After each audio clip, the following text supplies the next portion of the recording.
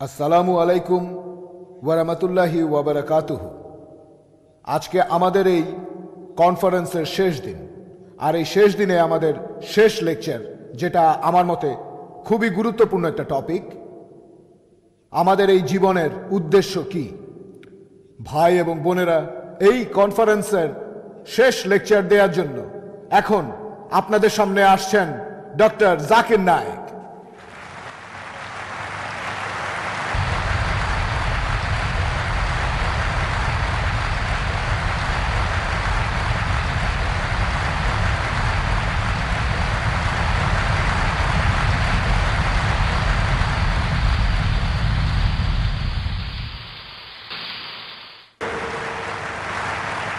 ইসলাম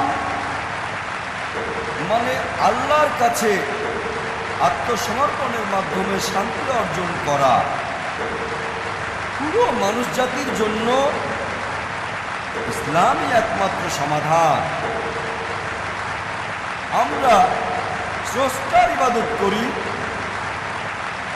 তার সৃষ্টির ইবাদত করি না।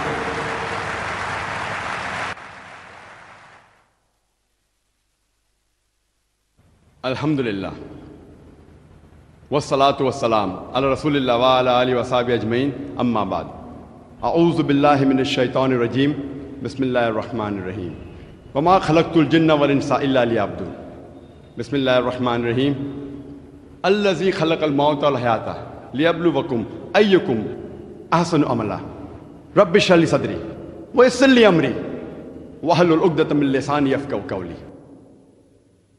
শ্রদ্ধেয় বিশেষজ্ঞগণ, বক্তাগণ, শ্রদ্ধেয় অতিথিবৃন্দ, শ্রদ্ধেয় গুরুজনেরা, প্রিয় ভাই ও বোনেরা এবং সেই লাখ লাখ দর্শক যারা টিভিতে এই অনুষ্ঠানটা দেখছেন, আপনাদের স্বাগত জানাই ইসলামিক সম্ভাষণে।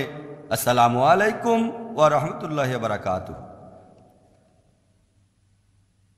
আল্লাহ তাআলার দয়া, শান্তি এবং রহমত আপনাদের সবার উপরে বর্ষিত হোক। আজকে আমাদের এই 10 দিন ব্যাপী কনফারেন্সের শেষ দিনে আমি আপনাদের সামনে শেষ লেকচারটা দিচ্ছি। এই লেকচারের টপিক হলো আমাদের অর্থাৎ মানুষের এই জীবনে উদ্দেশ্যটা কি।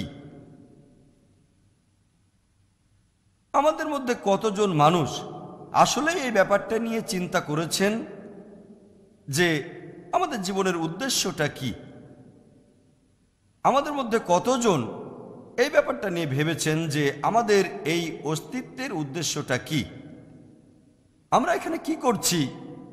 এখানে কেন এসেছি? আসুন এবারে এই ব্যাপারটা আমরা বিশ্লেষণ করে দেখি। আমি এখানে দর্শকদের অনুরোধ করব, আপনাদের মধ্যে কেউ যদি কখনো একটা চিন্তা করে থাকেন যে আপনার জীবনের উদ্দেশ্যটা কি, তাহলে দয়া করে হাত তোলেন। আমি জানতে চাচ্ছি যে এখানে দর্শকদের মধ্যে কতজন এটা নিয়ে চিন্তা করেছেন যে আমাদের জীবনের উদ্দেশ্যটা কি। এখান থেকে দেখতে পাচ্ছি 10-15 জন, খুব বেশি হলে 100 জন। এখানে প্রায় 1 লাখ মানুষ আছেন। এটা 0.1%-এরও কম। অনেকে হয়তো হাত তুলতে লজ্জা পাচ্ছেন, তারপরও এটা বলতে পারি যে মানুষের মধ্যে 0.1%-এরও কম এই ব্যাপারটা নিয়ে চিন্তা ভাবনা করেছেন যে আমাদের জীবনের উদ্দেশ্যটা কি। এখন আমাদের জীবনের উদ্দেশ্যটা কি এটা জানাটা কি খুব জরুরি? আপনাদের আমি একটা উদাহরণ দিচ্ছি। মনে করেন একজন লোক হাঁটতে হাঁটতে একটা মোড়ের উপর আসলো। তখন সে আরেকজনকে জিজ্ঞেস করলো, এই রাস্তাটা কোন দিকে গেছে ভাই? সেই পথিক বলল, আপনি কোথায় যেতে চান? লোকটা বলল, যে কোনো জায়গায়। তখন পথিক বলবে, যে কোনো পথে যান, এতে কোনো সমস্যা হবে না। এখানে এই লোকটার কোনো উদ্দেশ্য নেই। লোকটা যেসব কাজ করে তার সেই কাজগুলো কোনো রকম পার্থক্য সৃষ্টি করে না, কারণ তার কোনো গন্তব্য নেই। আমাদের মধ্যে অনেকে ঠিক এইভাবেই জীবনযাপন করছে। আপনাদের আরেকটা উদাহরণ দিচ্ছি। মনে করেন একজন বিল্ডার, সে একটা বিল্ডিং বানানো শুরু করলো। বিল্ডিংয়ের ভিত বানানোর জন্য সে মাটিতে বড় একটা গর্ত তৈরি করলো। তাকে প্রশ্ন করা হলো, আপনার এই বিল্ডিংটা কত তলা পর্যন্ত হবে? সে বলল, আমি জানি না। বিল্ডিংটা কত স্কোয়ার ফিট জুড়ে বানানো হচ্ছে? সে বলল, এটা নিয়ে চিন্তাই করিনি। সেই বিল্ডারের কোনো উদ্দেশ্যই নেই। একবার একজন লোক তার প্রতিবেশীকে বলল, আপনার কুকুরটা সব সময় গাড়ি দেখলে পেছনে ধাওয়া করছে। ভাবছি এই কুকুরটা কখনো কি কোনো গাড়িকে ধরতে পারবে? প্রতিবেশী উত্তর দিল, কোনো গাড়িকে ধরতে পারবে কি না সেটা ভাবছি না, আমি ভাবছি গাড়িটা ধরতে পারলে সে কি করবে তখন। যে লোকটা বলছে যে কুকুরটা কখনো গাড়ি ধরতে পারবে কি না সে বুঝতে পারছে না, আর প্রতিবেশী যে কুকুরটার মালিক সে কিন্তু বুঝতে পারছে গাড়িটাকে ধরতেও যদি পারে তারপর সে কি করবে। এখানে কুকুরটার উদ্দেশ্যটা কি? দুর্ভাগ্যজনকভাবে আমাদের অনেকেই আমাদের জীবনটাকে এইভাবেই পার করে দিচ্ছি, এই কুকুরটার মতোই।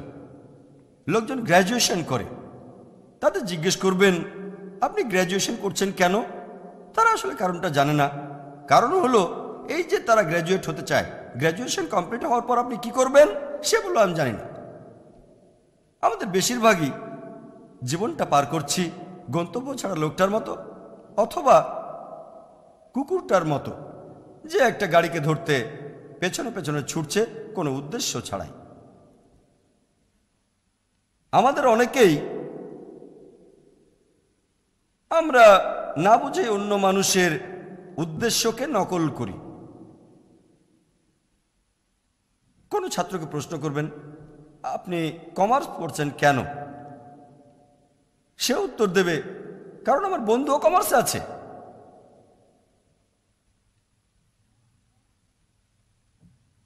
আবার অনেকেই তারা বিভিন্ন অভিনেতা আর মডেলদের নকল করার চেষ্টা করে।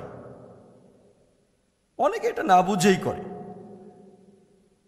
একবার এক লোক গ্রাম থেকে বোম্বেতে চলে আসলো বড়লোক হওয়ার জন্য। তাকে একবার প্রশ্ন করা হলো যে আপনি বোম্বেতে আসলেন কেন? সে তখন বলল, আমি হিন্দি সিনেমায় দেখেছি অমিতাভ বচ্চনকে, সে খুব গরিব ছিল, তারপর বোম্বেতে এসে এক রাতের মধ্যেই অনেক বড় লোক হয়ে গেল। এজন্য আপনার প্রায় দেখবেন যে বোম্বের আশেপাশের এলাকা থেকে লোকজন বোম্বেতে চলে আসে যাতে এক রাতেই বড় লোক হয়ে যেতে পারে সে। এই কারণে আমরা দেখতে পাই যে বোম্বের বস্তির সংখ্যাও বাড়ছে। অনেক সময় আপনারা দেখবেন যে অভিনেতা আর মডেলরা ব্র্যান্ড অ্যাম্বাসেডর হয়, বিভিন্ন পণ্যের মার্কেটিংও করে। একবার আমার পরিচিত একজন একটা নতুন গাড়ি কিনলো, হুন্ডাই i10। তাকে প্রশ্ন করা হলো, আপনি এই গাড়িটা পছন্দ করলেন কেন? Hyundai i10। সে বলল, আমার প্রিয় অভিনেতা শাহরুখ খান, তার একটা হুন্ডাই i10 আছে। আমি জানি না যে শাহরুখ খান ওই অ্যাড ছাড়া আর কখনো হুন্ডাই i10-এ বসেছেন কি না। সে হয়তো চালায় মার্সিডিজ অথবা BMW অথবা এরকম কিছু। আমার সন্দেহ ওনার i10 আসলে আছে কি না।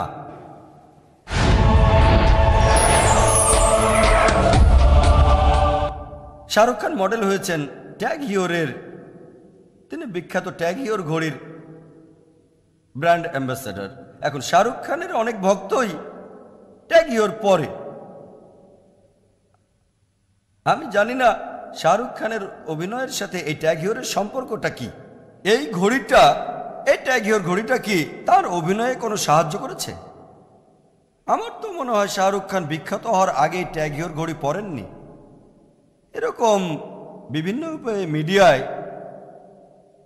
পণ্যের মার্কেটিং করা হয়, আর দুর্ভাগ্যজনকভাবে আমরা অন্য মানুষকে নকল করার চেষ্টা করি, বেশিরভাগ সময় কিছু না বুঝি। মনে করেন একজন শিল্পপতি, সে একটা টেক্সটাইল ফ্যাক্টরি কিনল। তাকে প্রশ্ন করা হলো, আপনি এই টেক্সটাইল ফ্যাক্টরি কিনলেন কেন?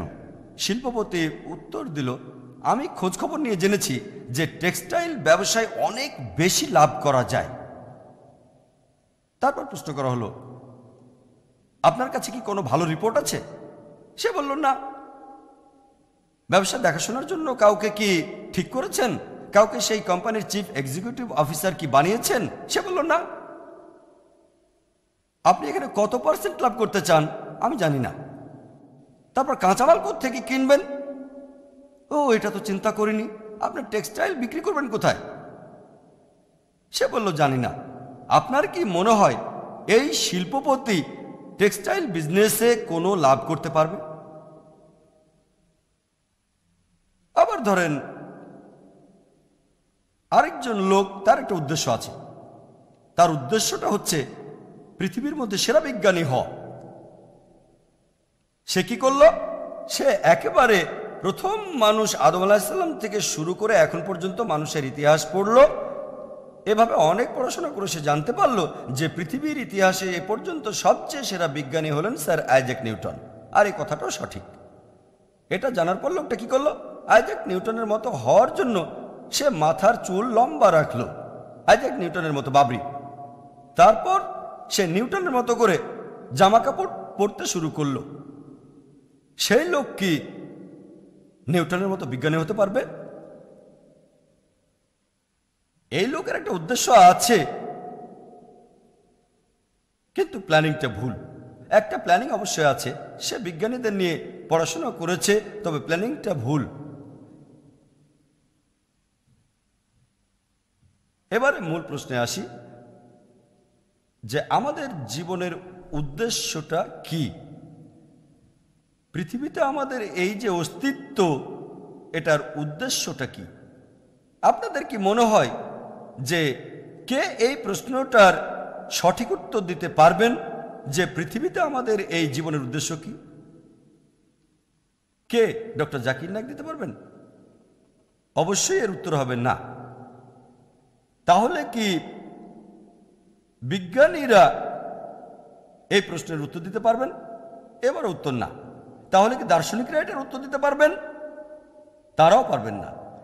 এই প্রশ্নটার সবচেয়ে সেরা উত্তর যে আমাদের জীবনের উদ্দেশ্যটা কি, এই উত্তরটা দিতে পারবেন আমাদের স্রষ্টা, সর্বশক্তিমান আল্লাহ সুবহানাহু ওয়া তাআলা।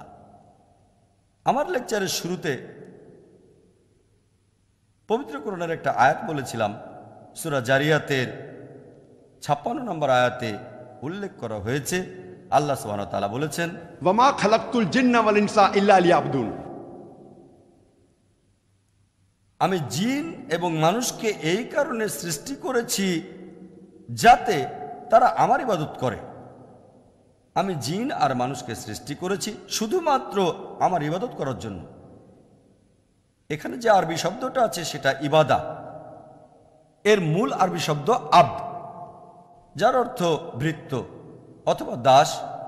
ইবাদা মানে সেবা করা, উপাসনা করা, অনুগত হয়ে আত্মসমর্পণ করা।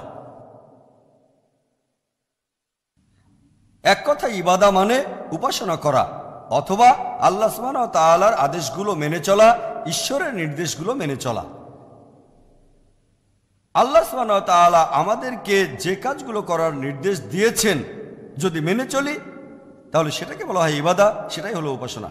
যেমন ধরেন আল্লাহ সুবহানাহু ওয়া তাআলা বলেছেন তোমরা 5টা স্তম্ভ মেনে চলবে।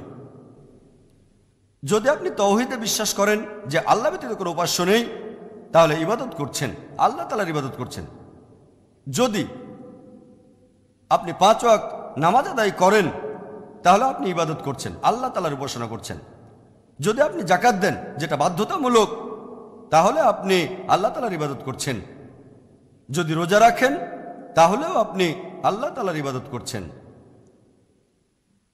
আল্লাহ পবিত্র কোরআনে বলেছেন যে তোমার প্রতিবেশীদের সাহায্য করো। তাহলে যদি প্রতিবেশীকে সাহায্য করেন, এটা পবিত্র কোরআনে সূরা মাউনে উল্লেখ করা হয়েছে, এটা মেনে চললেও আপনি আল্লাহ তাআলার ইবাদত করছেন। যদি সেই কাজগুলো থেকে বিরত থাকেন যেগুলো করার ব্যাপারে আল্লাহ সুবহানাহু ওয়া তাআলা নিষেধ করেছেন, সেটা মেনে চললেও ইবাদত করছেন। যদি অ্যালকোহল পান করা থেকে বিরত থাকেন তাহলে ইবাদত করছেন। যদি শূকরের মাংস না খান তাহলেও আপনি আল্লাহ তাআলার ইবাদত করছেন। যদি চুরি করা, প্রতারণা করা, মিথ্যে বলা এসব থেকে বিরত থাকেন তাহলে আপনি আল্লাহ তাআলার ইবাদত করছেন। এক কথায়, আপনি যদি আল্লাহ সুবহানাহু ওয়া তাআলার নির্দেশগুলো মেনে চলেন, যদি আল্লাহর কাছে নিজের ইচ্ছাকে সমর্পণ করেন, তাহলে আপনি আল্লাহ তাআলার ইবাদত করছেন। আর মানুষের সব কাজকেই ইবাদতের ক্যাটাগরিতে ফেলা যায় যদি দুটো শর্ত মেনে চলেন। এক নম্বর, আমরা এই কাজগুলো করব শুধুমাত্র কেবলমাত্র আল্লাহ সুবহানাহু ওয়া তাআলার সন্তুষ্টি অর্জনের জন্য। দুই নম্বর, যে কাজ করবেন সেটা করবেন সুন্নাহ অনুযায়ী, যেভাবে আমাদের সর্বশেষ আর চূড়ান্ত নবী মুহাম্মদ সাল্লাল্লাহু আলাইহি ওয়াসাল্লাম করে গেছেন। যদি সব কাজে এই দুটো শর্ত পালন করেন তাহলে আপনার এই সব ধরনের কাজকে ইবাদত বা উপাসনা বলে গণ্য করা যেতে পারে। যখনই আপনি কোনো যন্ত্রপাতি কেনেন, সেই যন্ত্রপাতির সাথে একটা ইনস্ট্রাকশন ম্যানুয়াল থাকে। যদি মানুষকে এরকম যন্ত্র বা মেশিন বলেন, তাহলে আপনারাও মানবেন যে মানুষ হচ্ছে পৃথিবীর মধ্যে সবচেয়ে জটিল মেশিন। আপনাদের কি মনে হয় না যে এই মানুষেরও, এই মেশিনেরও একটা ইনস্ট্রাকশন ম্যানুয়াল দরকার? মানুষ জাতির জন্য সর্বশেষ আর চূড়ান্ত ইনস্ট্রাকশন ম্যানুয়াল হচ্ছে এই পবিত্র কোরআন। এই কোরআন আল্লাহ তাআলার সর্বশেষ আর চূড়ান্ত আসমানি কিতাব, নাজিল হয়েছে সর্বশেষ আর চূড়ান্ত নবী মুহাম্মদ সাল্লাল্লাহু আলাইহি ওয়াসাল্লামের উপর। এটাই হলো মানুষ জাতির জন্য সর্বশেষ আর চূড়ান্ত ইনস্ট্রাকশন ম্যানুয়াল। এই পবিত্র কোরআনে ইনস্ট্রাকশন ম্যানুয়ালে বলা হয়েছে মানুষ কোন কাজগুলো করবে আর কোন কাজগুলো তারা করবে না।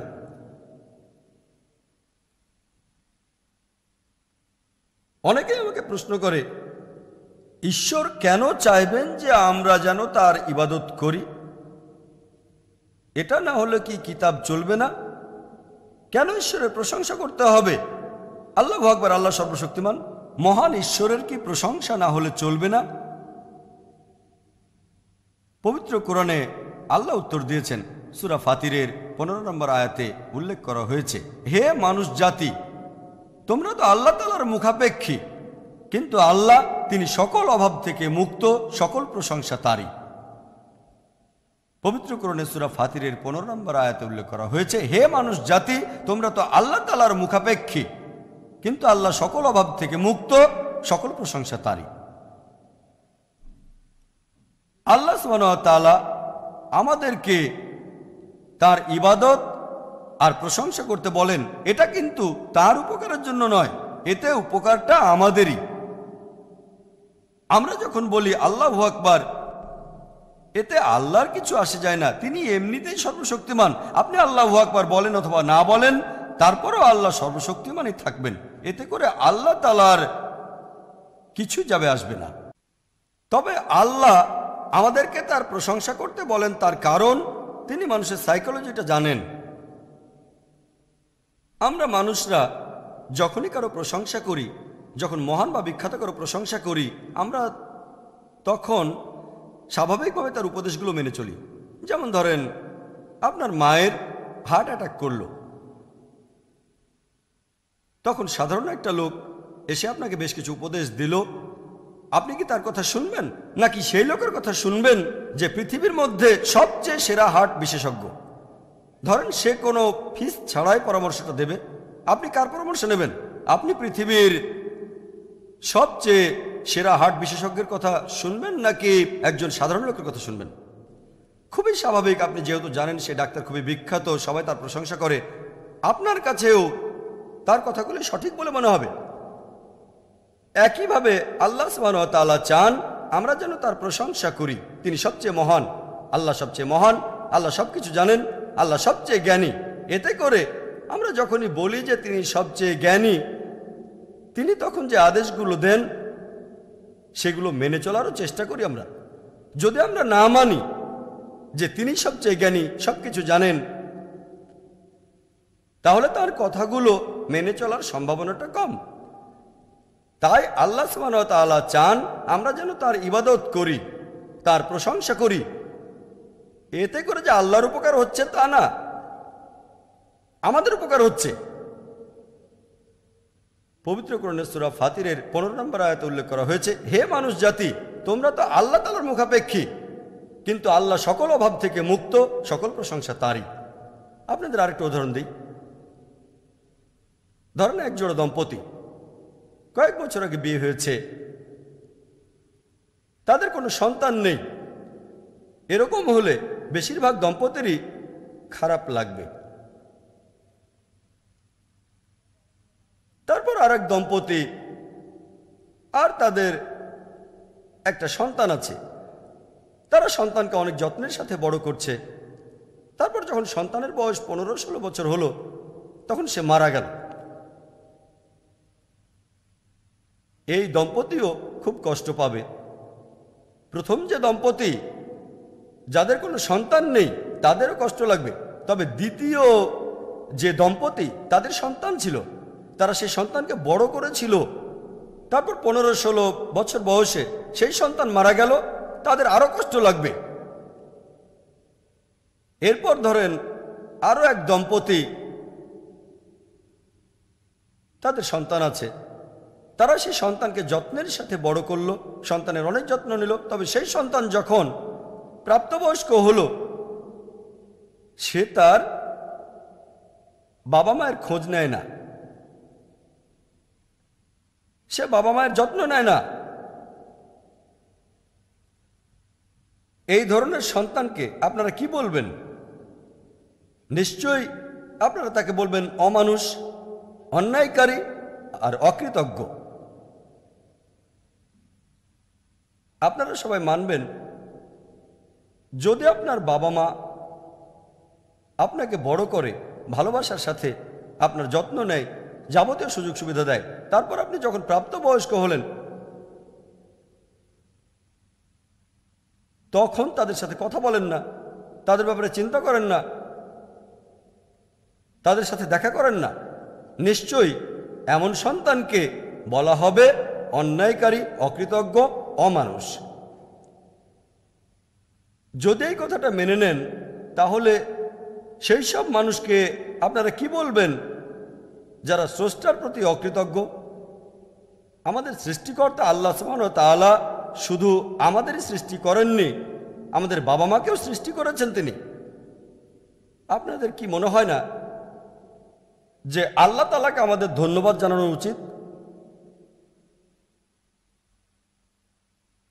আমাদের কি তার প্রতি অনুগত থাকা উচিত না? আমাদের মধ্যে কতজন আল্লাহ সুবহানাহু ওয়া তাআলাকে তার মহানুভবতা, তার রহমত, তার দয়ার জন্য ধন্যবাদ জানাই? কতজন?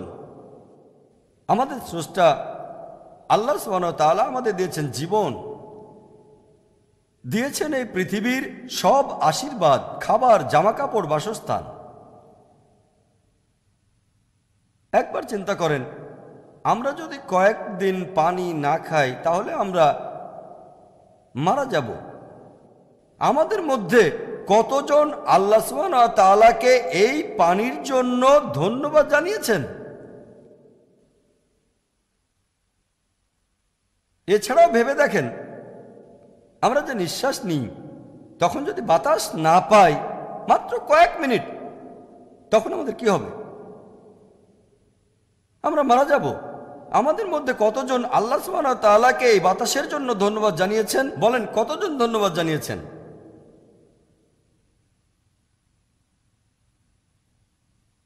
আল্লাহ পবিত্র কোরআনে বলেছেন, সূরা ইব্রাহিমের 34 নম্বর আয়াতে উল্লেখ করা হয়েছে, তোমরা আল্লাহ সুবহানাহু ওয়া তাআলার অনুগ্রহ গণনা করলে তার সংখ্যা নির্ণয় করতে পারবে না, আর মানুষ অবশ্যই অতিমাত্রায় জালিম ও অকৃতজ্ঞ।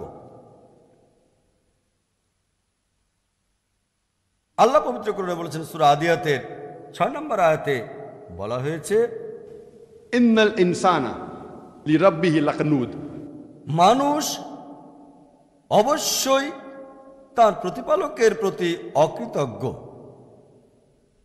আল্লাহ এই কথাটা অনেকবার বলেছেন, মানুষ অবশ্যই তার সৃষ্টিকর্তার প্রতি অকৃতজ্ঞ থাকে। আল্লাহ তাআলা চান যে আমরা তার ইবাদত করি, তার প্রশংসা করি, এতে তার কোনো উপকার হবে না, আসলে উপকার হবে আমাদেরই, মানুষের উপকার হবে। চিন্তা করেন, আল্লাহ সুবহানাহু ওয়া তাআলা এটা জানেন আমরা যদি তার নির্দেশ মেনে চলি এতে আমাদেরই উপকার হবে, তিনিও খুশি হবেন। যেমন ধরেন, একজন ডাক্তার, তিনি গরিব রোগীদের বিনামূল্যে চিকিৎসা সেবা দিচ্ছেন। এখন একজন রোগী যদি ডাক্তারের পরামর্শ না শোনে, ডাক্তারের কেমন লাগবে? আপনি যদি ডাক্তারের পরামর্শ মেনে চলেন তাতে ডাক্তারের কোনো উপকার হবে না, সে তো এই বিনামূল্যে করছে। উপকার হবে আপনার, আপনি যদি তার পরামর্শ মেনে চলেন ডাক্তারও খুশি হবে, যাক আমার রোগী আশা করি সুস্থ হয়ে যাবে। আল্লাহ সুবহানাহু ওয়া তাআলা পৃথিবীর সব ডাক্তারের চেয়ে অনেক উপরে। বলা হয়েছে, হুয়া শাফি, যিনি আরোগ্য দান করেন। যখন আল্লাহর ইবাদত করেন, তার নির্দেশগুলো মেনে চলেন, আল্লাহ সুবহানাহু ওয়া তাআলা খুশি হন। কারণ যখন আল্লাহর প্রশংসা করেন, তার নির্দেশগুলো মেনে চলেন, এতে উপকার তার সৃষ্টির, এতে উপকার হবে মানুষের, আর আল্লাহ তাআলাও সন্তুষ্ট হবেন। আমরা আল্লাহর প্রশংসা করলে এতে তার কোনো উপকার হবে না, আল্লাহর প্রশংসা করলে উপকার হবে মানুষের, উপকার হবে সৃষ্টির। এছাড়াও যখন আপনি খারাপ কাজ করেন, কোনো পাপ করেন, যখনই তওবা করবেন, যখনই আল্লাহর কাছে মাপ চাইবেন, আল্লাহ তাআলা সাথে সাথেই আপনাকে ক্ষমা করে দেবেন। আল্লাহ পবিত্র কোরআনে অনেকবার এ কথা বলেছেন, ওয়াল্লাহু গফুরুর রহিম, নিশ্চয়ই আল্লাহ ক্ষমাপরায়ণ এবং পরম দয়ালু। অনেক জায়গায় আছে, সূরা নিসার 25 নম্বর আয়াতে উল্লেখ করা হয়েছে, সূরা মাইদার 74 নম্বর আয়াতে উল্লেখ করা হয়েছে, সূরা হিজরের 49 নম্বর আয়াতে উল্লেখ করা হয়েছে, সূরা নাহলের 119 নম্বর আয়াতে উল্লেখ করা হয়েছে, সূরা জুমারের 53 নম্বর আয়াতে উল্লেখ করা হয়েছে, সূরা বুরুজের 14 নম্বর আয়াতে উল্লেখ করা হয়েছে, ওয়াল্লাহু গফুরুর রহিম, নিশ্চয়ই আল্লাহ ক্ষমাপরায়ণ এবং পরম দয়ালু। যদি আল্লাহকে নাও মানেন, যদি তাকে অমান্য করেন, তার আদেশ মানেন না, তবে যখনই অনুতপ্ত হবেন, যখনই আল্লাহর কাছে মাপ চাইবেন, আল্লাহ ক্ষমা করবেন আর তিনিও খুশি হবেন, সন্তুষ্ট হবেন। এ ভুল করেছিল, এই মানুষ আমার সৃষ্টি, একে ক্ষমা করলাম। আল্লাহ পবিত্র কোরআনে বলেছেন, সূরা নিসার 48 নম্বর আয়াতে উল্লেখ করা হয়েছে, এছাড়াও সূরা নিসার 116 নম্বর আয়াতে উল্লেখ করা হয়েছে, যদি আল্লাহ চান তিনি যে কোনো গুনাহ ক্ষমা করতে পারেন, তবে শিরক করার গুনাহ, আল্লাহর সাথে কাউকে শরীক করা, আল্লাহর সমকক্ষ কাউকে মানা, এটা তিনি ক্ষমা করবেন না। যদি কেউ আল্লাহ ব্যতীত অন্য কারো ইবাদত করে, সেটাই সবচেয়ে জঘন্য অপরাধ। তাহলে আল্লাহ চাইলে যে কোনো গুনাহ ক্ষমা করতে পারেন, তবে শিরক করার গুনাহ, আপনি যদি মুশরিক অবস্থায় মারা যান, আল্লাহর সাথে কাউকে শরীক করার পর মারা যান, মরার আগে যদি অনুতপ্ত না হন, যদি আল্লাহর কাছে মাফ না চান, আল্লাহ কখনোই ক্ষমা করবেন না। তাহলে যে পাপগুলো থেকে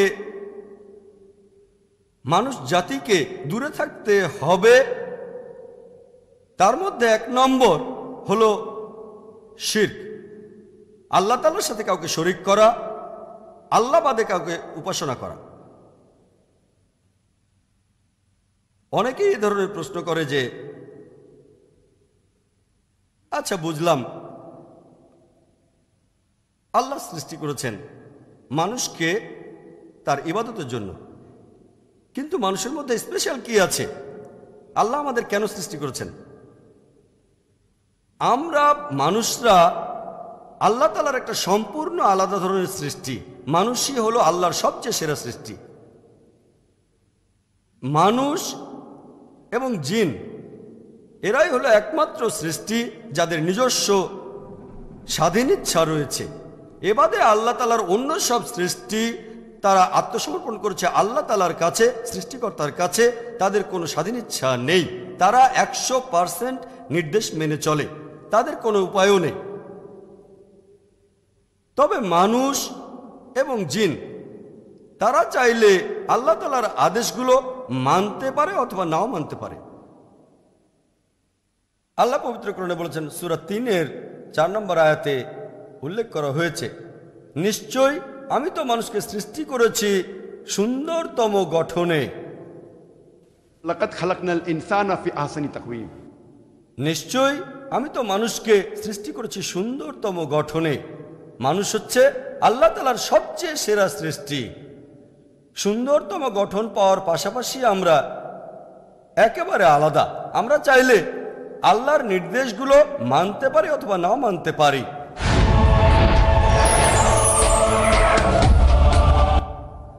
আপনাকে এই স্বাধীন ইচ্ছা দেওয়ার পর আপনি যদি আল্লাহ তাআলার নির্দেশগুলো মেনে চলেন, আপনি তাহলে ফেরেশতাগণের উপরে চলে যাবেন। কারণ ফেরেশতাগণের কোনো স্বাধীন ইচ্ছা নেই, তারা সবসময় আল্লাহকে মেনে চলে, তাদের স্বাধীন ইচ্ছা নেই। আপনি এই স্বাধীন ইচ্ছা পাওয়ার পরও আল্লাহর ইবাদত করলেন, তার কাছে আত্মসমর্পণ করলেন, আপনি ফেরেশতাগণেরও উপরে চলে যাবেন। এরকম আমরা মাঝে মাঝে বলি, ও এই লোকটা তো একেবারে ফেরেশতা। এর দুটো অর্থ হতে পারে। একটা হতে পারে এটা ইনসাল্ট, কারণ মানুষ তো ফেরেশতাগণের উপরে। আরেকটা হতে পারে আপনি মানুষ, আপনাকে স্বাধীন ইচ্ছা দেওয়া হয়েছে, তারপরও ফেরেশতাগণের মতো আল্লাহ তাআলাকে মেনে চলছেন, তাহলে আপনি বড় হয়ে গেলেন।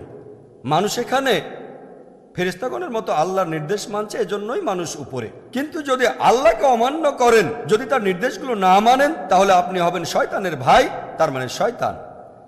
তাহলে মানুষের সামনে অপশন আছে, আপনি আল্লাহর নির্দেশগুলো মেনে চলে ফেরেশতাগণের চেয়ে উপরে উঠে যেতে পারেন, অথবা আল্লাহকে অমান্য করে শয়তানের মতো হতে পারেন। চয়েসটা আপনার।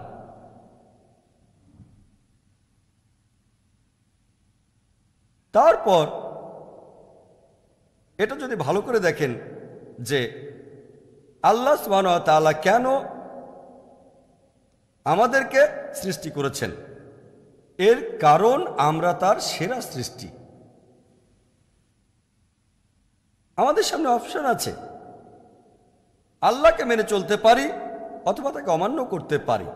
যদি মেনে চলি তাহলে ফেরেশতাগণের চেয়ে বড় হয়ে যাব, আর যদি না মানি তাহলে শয়তান হয়ে যাব। আর এই জীবন আল্লাহ বলেছেন আমাদের জন্য একটা পরীক্ষা।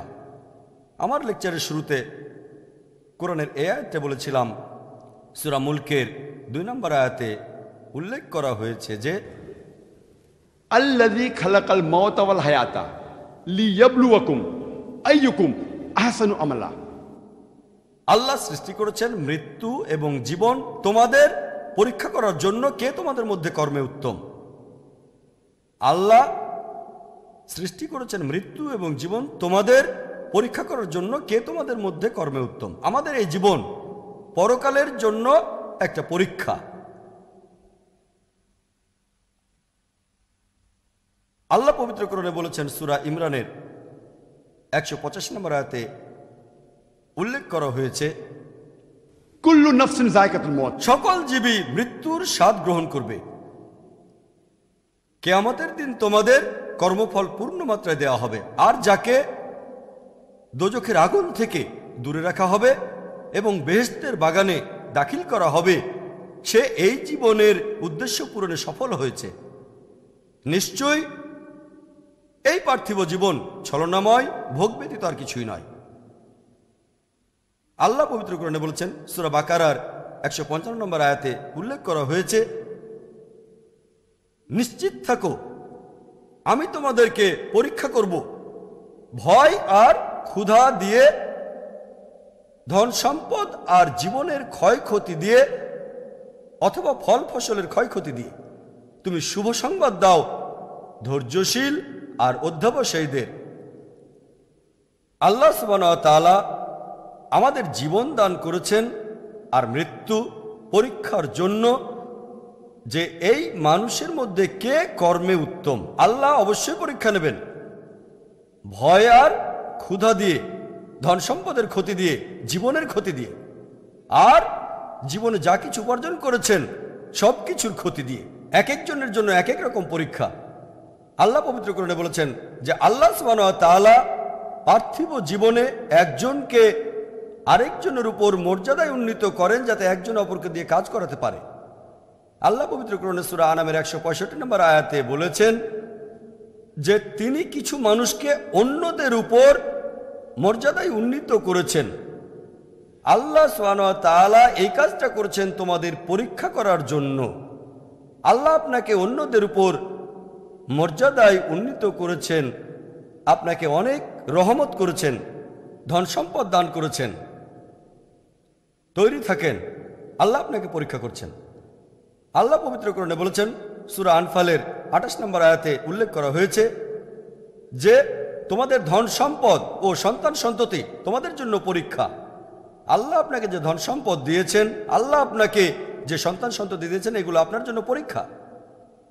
পবিত্র কোরআনে সূরা মুনাফিকুনের 9 নম্বর আয়াতে উল্লেখ করা হয়েছে তোমাদের ধন সম্পদ আর সন্তানের প্রতি ভালোবাসা যেন তোমাদেরকে আল্লাহ তাআলার স্মরণে উদাসীন করে না তোলে। আল্লাহ পবিত্র কোরআনে বলেছেন সূরা আনকাবুতের 2 নম্বর আয়াতে উল্লেখ করা হয়েছে তোমরা মনে করো না যে আমরা ঈমান এনেছি, এ কথা বললে অব্যাহতি পেয়ে যাবে, আল্লাহ তোমাদের পরীক্ষা করবেন না। তাহলে যদি বলেন আমি মুসলিম, আমি বিশ্বাসী, আমি মুমিন, আল্লাহ বলছেন ভেবো না যে তোমাদের পরীক্ষা করা হবে না। আল্লাহ অবশ্যই সবাইকে পরীক্ষা করবেন, শুধুমাত্র সেই পরীক্ষায় পাশ করলেই আপনি বেহেশতে যেতে পারবেন।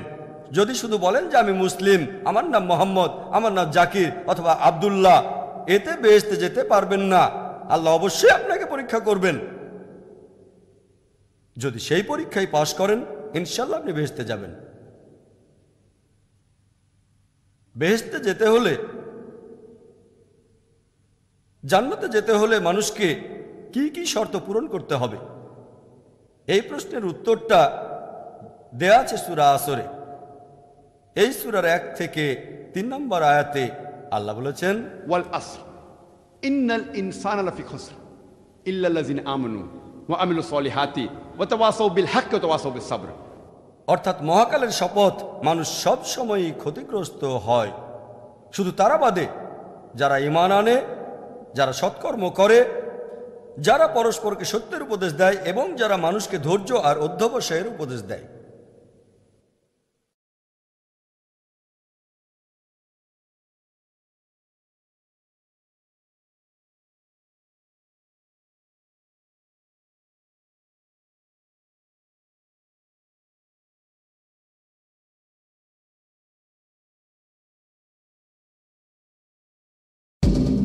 Multimedia PC,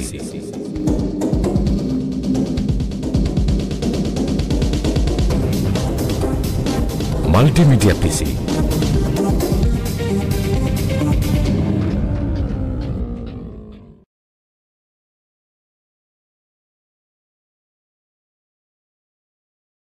Line answer is sufficient. God himself paid the price. And Jesus said, I am. I'm a non-vegetarian. 21st century will belong to vegetarians. This cause of death in the world. Veg or non-veg? If I prove that an apple is better than a mango, that doesn't mean mango is prohibited. I have some problems with this. Man has become an animal. He's more like a lawyer than like a scientist. Quran is incomplete. There's a misconception. Neither a single verse which is against established science. And I challenge Dr. William Campbell It's a different situation. I will not tempt God. that apologize if I've hurt the feelings of any Christians. It was just a a reply to Dr. William Campbell's book. Brother has asked a very complicated question. The answer is very clear. Major, minor religion, fraud is prohibited. Ask me a direct question, I'll be too willing to give you a reply. Is milk veg or non-veg? If this was not done, life on the earth would have ceased to exist. Then could you please prove it authentically? The word Trinity doesn't exist. एक सीधी सी बात है. Smoking is prohibited. That's final. I hope I have answered properly. It's illogical and unsound. That does not mean Quran is wrong. It has really moved me.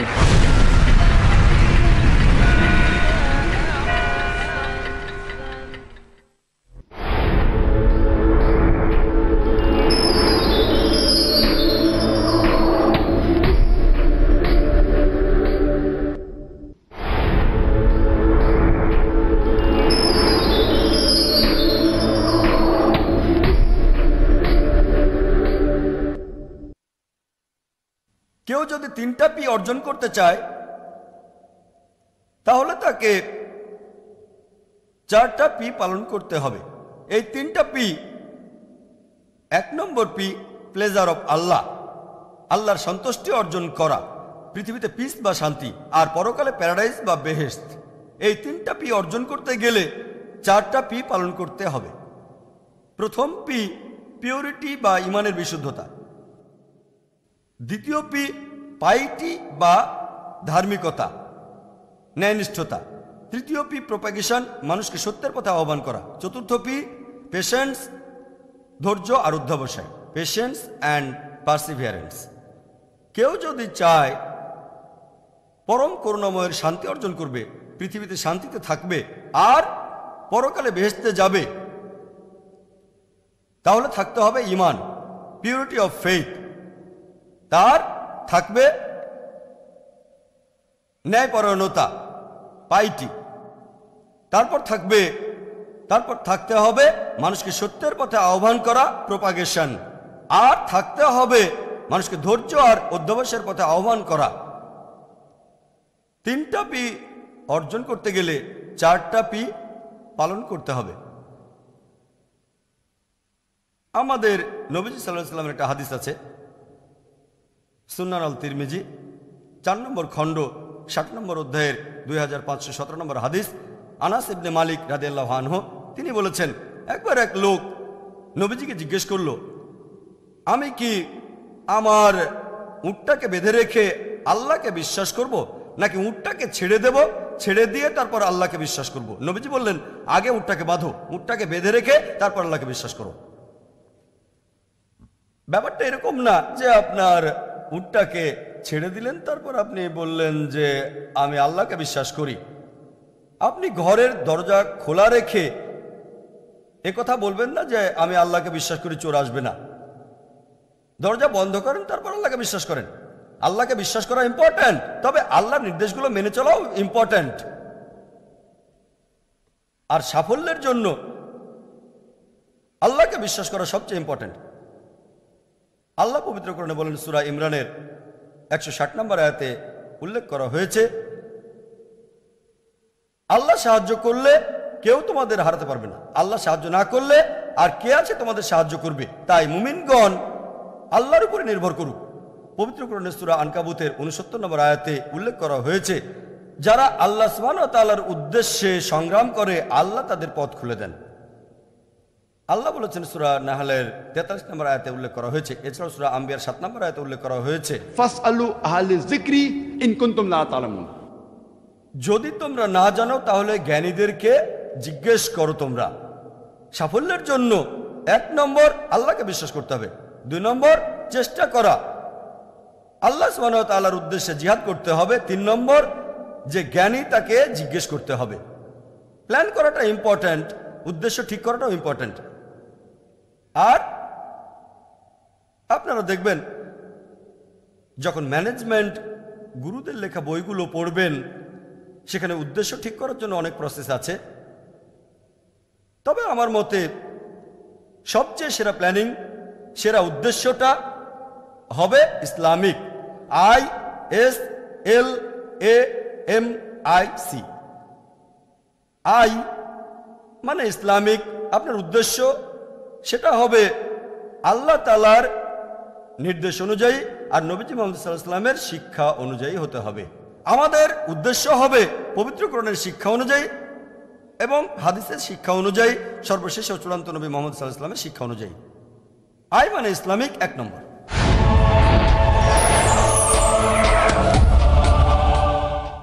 S specific অর্থাৎ নির্দিষ্ট। উদ্দেশ্য হবে নির্দিষ্ট, অস্পষ্ট হলে চলবে না। একটা উদাহরণ দিচ্ছি। এক টিচার ছাত্রদের ধনুক দিয়ে তীর মারা শেখাচ্ছিলেন। যারা তীর মারা শিখছে, টিচার তাদের বললেন, পাখিটাকে নিরীক্ষণ করো যেটা গাছের মগডালে বসে আছে। সবাই ধনুক তাক করলো। আমি না বলা পর্যন্ত কেউ তীর মারবে না। টিচার প্রথম ছাত্রকে বললেন, তুমি কি তাক করেছো? হ্যাঁ করেছি। কি দেখতে পাচ্ছ? ছাত্র বলল, আমি দেখছি জঙ্গল, তারপর দেখছি গাছপালা, আর ওই পাখিটাকেও দেখছি। দ্বিতীয় ছাত্রকে বললেন, তুমি কি দেখছো? সে বলল, আমি দেখছি গাছটা, তারপর গাছের ডালপালা আর পাখিটাকেও আমি দেখতে পাচ্ছি। তৃতীয় ছাত্রকে বললেন, তুমি কি দেখছো? ছাত্র তখন বলল, আমি এখন দেখতে পাচ্ছি গাছের ডালটা আর পাখিটাকে আর পাখির চোখটা। চতুর্থ ছাত্রকে বললেন, তুমি কি দেখছো? চতুর্থ ছাত্র বলল, স্যার আমি শুধু পাখির চোখটা দেখতে পাচ্ছি, এছাড়া কিছুই দেখতে পাচ্ছি না। টিচার তখন বললেন, তুমি মারতে পারো তীর, আর তীরটা লাগলো সোজা পাখিটার চোখে। উদ্দেশ্য হতে হবে নির্দিষ্ট, ফোকাস থাকতে হবে। এটা সেই লোকটার মতো হবে না যার কোনো গন্তব্য নেই, অথবা সেই কুকুরটার মতো যে উদ্দেশ্য ছাড়াই গাড়ির পেছনে দৌড়াচ্ছে। 3 নম্বর এল। এল মানে লুক্রেটিভ অথবা লাভজনক, উপকারী। এতে করে আমরা লাভবান হব পরকালে, আখিরাতে। আর একই সাথে সেটা হতে পারে পার্থিব জীবনের জন্য উপকারী, তবে আখিরাতে বেশি ইম্পর্ট্যান্ট। আল্লাহ পবিত্র কোরআনে বলেছেন, সূরা বাকারার 201 নম্বর আয়াতে উল্লেখ করা হয়েছে, রব্বানা আতিনা ফিদ দুনিয়া হাসনাতাও ওয়া ফিল আখিরাতি হাসনাতাও ওয়া কিনা আযাবান নার। হে প্রভু, আমাদের দুনিয়াতে কল্যাণ দাও আর আখিরাতেও কল্যাণ দাও, এবং দোজখের আগুনের শাস্তি থেকে আমাদের রক্ষা করো। উদ্দেশ্য হবে লুক্রেটিভ, লাভজনক, প্রথমত আখিরাতের জন্য, আর দ্বিতীয়ত ইহকালের জীবনের জন্য। সবচেয়ে ইম্পর্টেন্ট হলো পরকালের জীবন, তারপর ইহকাল। এই পৃথিবীর লাভের আশায় আপনারা যেন পরকালের লাভটাকে না হারান। 4 নম্বরে এ। এ দিয়ে হয় অ্যাপ্ট, অর্থাৎ সঠিক। এটা হবে যথার্থ, আপনার উদ্দেশ্যটা হবে সঠিক আর যথার্থ। এম। এম দিয়ে হবে মেজারেবল, উদ্দেশ্যটাকে যেন পরিমাপ করা যায়। আর উদ্দেশ্য পরিমাপ করতে গেলে আগে এটাকে নির্দিষ্ট হতে হবে। উদ্দেশ্যটা নির্দিষ্ট হলেই এটাকে পরিমাপ করা যাবে। একটা উদাহরণ দিচ্ছি। ধরেন একজন বিল্ডার বলল, আমি পৃথিবীর সবচেয়ে উঁচু বিল্ডিংটা বানাতে চাই। উদ্দেশ্যটা এখানে নির্দিষ্ট, আর পরিমাপ করার জন্য সে একটা জরিপ করলো পৃথিবীর সবচেয়ে উঁচু বিল্ডিং কোনটা, আর সে জানতে পারলো সেটা বুর্জ আল খলিফা। এই বিল্ডিংটা 828 মিটার উঁচু, নির্দিষ্ট। এখন তাকে এমন একটা বিল্ডিং বানাতে হবে যেটা 828 মিটারের চেয়ে উঁচু হবে, এটা নির্দিষ্ট। পরিমাপও করা যায়। যদি পরিমাপ করা যায়, সেটা তদারকিও করা যায় যে আপনি কতখানি উদ্দেশ্য পূরণ করতে পেরেছেন। আই দিয়ে ইন্টেনশন। আমাদের নবীজি মুহাম্মদ সাল্লাল্লাহু আলাইহি সাল্লাম বলেছেন, এটা আছে সহিহ বুখারীতে 1 নম্বর খণ্ড 1 নম্বর অধ্যায়, বুক অফ ফেইথ, 1 নম্বর হাদিস, বুখারীর প্রথম হাদিস, ইন্নামাল আমালু বিন্নিয়া। তোমাদের কাজকে বিচার করা হবে নিয়ত দিয়ে, আর নিয়তের জন্য আপনি পুরস্কার পাবেন।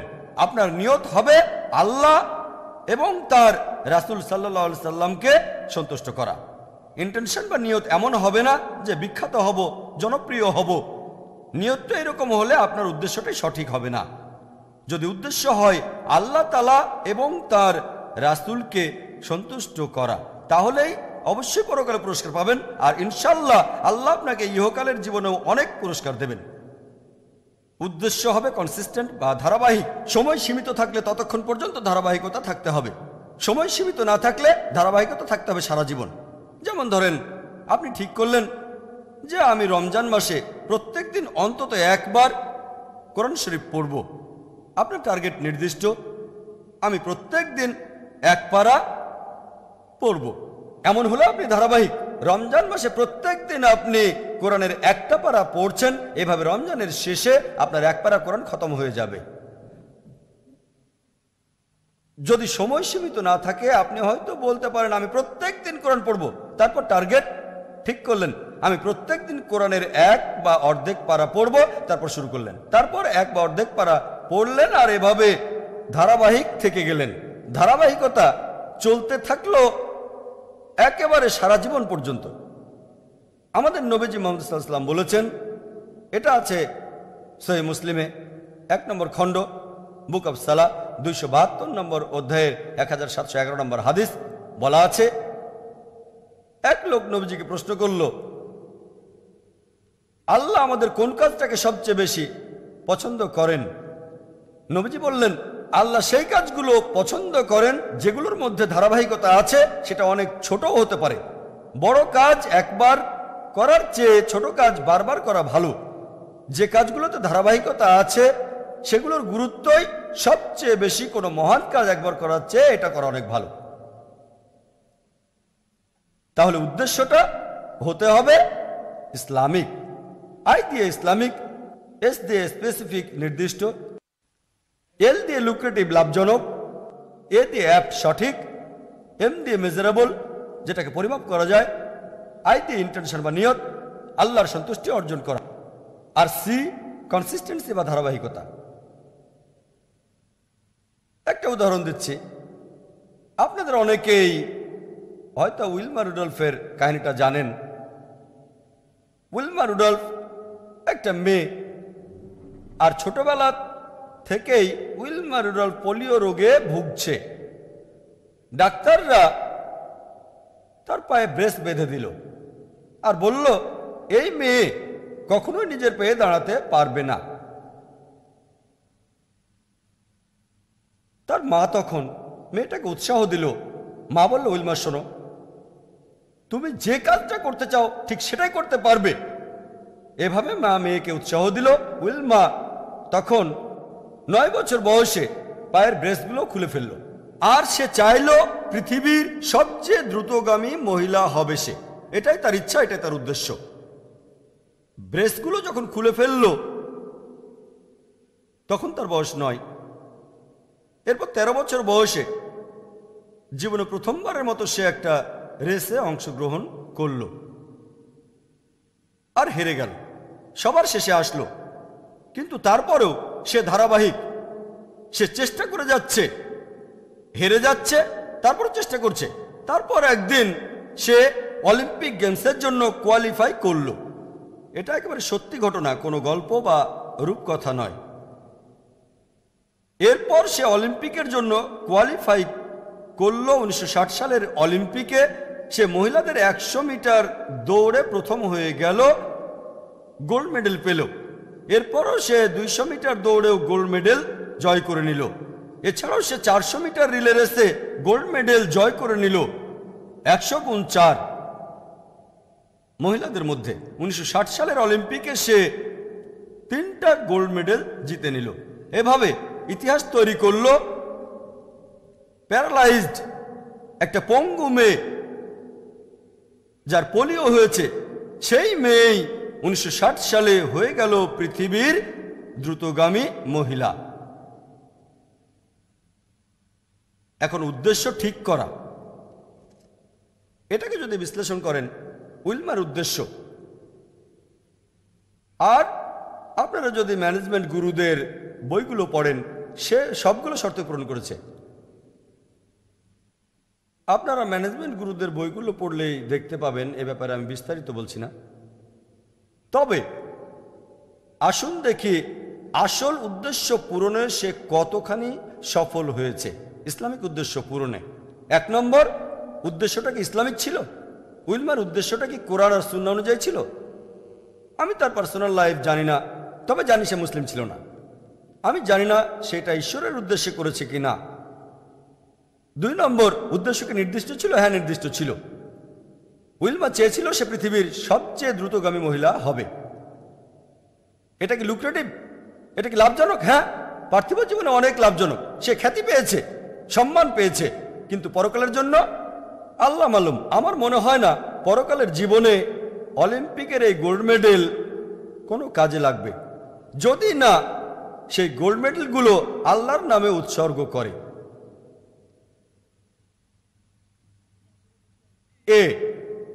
অ্যাপ্ট, এটা কি সঠিক? হ্যাঁ। এম, মেজার বা পরিমাপ করা যায়। সে পরিমাপ করতে পেরেছে পৃথিবীর সবচেয়ে দ্রুতগামী মহিলা কে। হয়তো 100 মিটারে তার টাইমিং 9, 10 বা 11 সেকেন্ড মাপা যায়। উইলমা প্র্যাকটিস করে উদ্দেশ্যটা অর্জন করেছে। ইন্টেনশন বা নিয়ত কি ছিল? যদি নিয়ত থাকে খ্যাতি, তাহলে সেটা পেয়েছে। নিয়ত কি আল্লাহকে সন্তুষ্ট করা ছিল? আমার মনে হয় না। সি, এটা কি কনসিস্টেন্ট? হ্যাঁ, ধারাবাহিক ছিল। সে বারবার প্র্যাকটিস করেছে। প্রথমে সে হেরে গেছে, তারপর আস্তে আস্তে হয়ে গেল পৃথিবীর দ্রুতগামী মহিলা।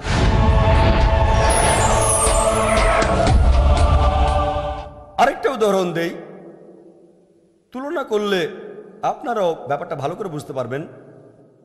এখন উদাহরণ হিসেবে আমি যে মানুষটার কথা বলবো, এই মানুষটা খুবই সাধারণ একজন মানুষ, কিন্তু নিজ ক্ষেত্রে তিনি ছিলেন সবার উপরে। এই মানুষটা আমার জীবনটাকে বদলে দিয়েছেন। তিনি আমাকে শরীরের ডাক্তার থেকে আত্মার ডাক্তার বানিয়েছেন। আমি শিওর আপনারা এই মানুষটাকে চেনেন। তিনি হলেন শেখ আহমেদ দিদাত। আসুন ওনার উদ্দেশ্যটা কি দেখি। শেখ আহমেদ দিদাত, আপনারা যদি ওনার জীবনী সম্পর্কে জানেন, তিনি প্রাতিষ্ঠানিক শিক্ষা পেয়েছিলেন মাত্র ক্লাস 6 পর্যন্ত। যেহেতু তার সেই সামর্থ্য ছিল না, তিনি পড়াশোনা ছেড়ে দিতে বাধ্য হয়েছিলেন। ক্লাস 6 পর্যন্ত পড়ার পর তিনি পড়াশোনা ছেড়ে দিতে বাধ্য হয়েছিলেন। এই মানুষটা একেবারেই সাধারণ। তিনি জন্মানোর সময় তার বাবা ইন্ডিয়া ছেড়ে দক্ষিণ আফ্রিকায় চলে যান। দিদাত সেখানে সেলসম্যানের চাকরি করতেন, একটা ফার্নিচারের দোকানে কাজ করতেন, সেখানে ড্রাইভ করার চাকরিও করতেন তিনি। আর এই দক্ষিণ আফ্রিকায় থাকার সময় খ্রিস্টান মিশনারিরা তাকে খুব উত্ত্যক্ত করত। তারা তাকে বলতো ইসলাম এটা একটা বাজে ধর্ম, খুবই নিষ্ঠুর ধর্ম। তারা ইসলামকে আক্রমণ করত। এভাবে উত্ত্যক্ত হতে হতে তার মনের ভেতরে একটা ইচ্ছা হলো যে আমি ইসলামের বিরুদ্ধে খ্রিস্টান মিশনারিদের দেয়া সবগুলো অভিযোগেরই উত্তর দেব। আমি এই খ্রিস্টান মিশনারিদের একটা জুৎসই উত্তর দেব। চিন্তা করেন, এই মানুষটা মাত্র ক্লাস 6 পর্যন্ত তিনি পড়েছেন, তবে আল্লাহর উপর বিশ্বাস রাখতেন, চেষ্টা করলেন। তারপর একদিন একটা বই পেলেন। বইটা পড়েছিল একটা রুমের ভেতরে, চারিদিকে শুধু ধুলোবালি। সেখানে একটা বই পেলেন, নাম ইজহারুল হক, ট্রুথ রিভিলড, লিখেছেন মাওলানা রহমতুল্লাহ কারনবী। এখানে তিনি তার উদ্দেশ্যে ডিরেকশন পেলেন। এভাবেই তিনি শুরু করলেন আর চেষ্টা করেছেন 40 বছর। তারপর সেই খ্রিস্টান ধর্মযাজকদের চ্যালেঞ্জ করলেন। চিন্তা করেন, ক্লাস 6 পর্যন্ত পাশ করা একজন মানুষ 40 বছর চেষ্টা করেছেন, তারপর পৃথিবীর বিখ্যাত জ্ঞানীদের চ্যালেঞ্জ করেছেন। আর এভাবেই 1986 সালে তিনি বিতর্ক করলেন রেভারেন্ড জিমি সোয়াগার্টের সাথে। সে সময়ে সেই 80 দশকে জিমি সোয়াগার্ট ছিল 1 নম্বর সবচেয়ে প্রভাবশালী, সবচেয়ে বিখ্যাত খ্রিস্টান টেলি ধর্মযাজক। বিতর্কটা অনুষ্ঠিত হওয়ার কয়েকদিন আগে এক ভক্ত শেখ দিদাতকে বলল, শেখ আহমেদ দিদাত, আমি আপনার ভক্ত, তবে আপনাকে একটা উপদেশ দেই। এই জিমি সোয়াগার্ট লোকটাকে আমি চিনি, খুব ভালো করে চিনি, ওর সাথে বিতর্ক করবেন না। লোকটা আপনাকে চিবিয়ে রাস্তায় ফেলে দেবে। চিন্তা করুন, দিদাতের ভক্ত দিদাতকেই পরামর্শ দিচ্ছে। আপনি সোয়াগাটের সাথে বিতর্ক করবেন না, আপনি ওকে চেনেন না, আমি ওকে চিনি। সে আপনাকে চিবিয়ে একেবারে রাস্তায় ফেলে দেবে। সেই লোকটা ছিল সবচেয়ে বিখ্যাত টেলি ধর্মযাজক টেলিভিশন চ্যানেলে। তার বাজেট ছিল প্রত্যেক দিন $10 লক্ষ, এটা শুধুমাত্র টিকে থাকার জন্য। আর শেখ আহমেদ দিদাত, মাশাআল্লাহ, আল্লাহ তার পাশেই ছিলেন।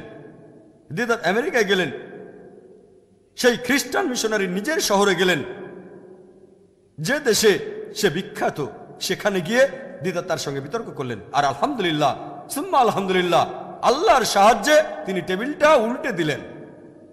চিন্তা করেন, একজন খুব সাধারণ মানুষ, যিনি স্কুলও পাশ করেননি, গ্র্যাজুয়েট তো অনেক দূরের কথা, তিনি পৃথিবীর খ্রিস্টান ধর্মযাজকদের চ্যালেঞ্জ করেছিলেন। আর পুরো পৃথিবীর খ্রিস্টান মিশনারিদের ধর্মপ্রচারে সবচেয়ে বড় বাধা হয়ে দাঁড়িয়েছিলেন মাত্র একজন মানুষ, শেখ আহমেদ দিদাত। আল্লাহ সুবহানাহু ওয়া তাআলার সাহায্যে তিনি পুরো খ্রিস্টান বিশ্বকে চ্যালেঞ্জ করেছিলেন।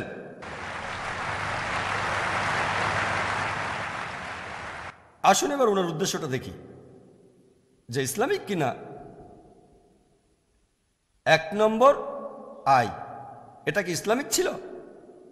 এটা কি কোরআন এবং হাদিস অনুযায়ী ছিল? আল্লাহ এবং রাসূলের জন্য ছিল? হ্যাঁ, সেরকমই ছিল। এজন্য তিনি উদ্দেশ্য পূরণ করতে পেরেছিলেন। 2 নম্বর, স্পেসিফিক ছিল। হ্যাঁ, উদ্দেশ্যটা নির্দিষ্ট ছিল। আমি ইসলামের বিরুদ্ধে অভিযোগগুলোর উত্তর দিতে চাই, এটা নির্দিষ্ট। আমি জুৎসই উত্তর দিতে চাই। অমুসলিমদের মাঝে ইসলাম সম্পর্কে ভুল ধারণাগুলো দূর করে দিতে চাই আমি। 3 নম্বর, এটা কি লুক্রেটিভ, লাভজনক ছিল? তিনি লাভ চেয়েছিলেন আখিরাতে। আর ইনশাল্লাহ ইনশাল্লাহ আল্লাহ ওনাকে বেহেশতে পাঠাবেন ইনশাল্লাহ। তবে আখিরাত বা পরকালে লাভের পাশাপাশি ইহকালেও তার লাভ হয়েছে। আর ক্লাস 6 পাস করা এই মানুষটা 1986 সালে তিনি মুসলিম বিশ্বের সবচেয়ে বড় পুরস্কারটা অর্জন করেছিলেন। মানুষ জাতির প্রতি অবদানের জন্য তাকে কিং ফয়সাল অ্যাওয়ার্ড দেওয়া হয়েছিল। ক্লাস 6 পাস করা এই মানুষ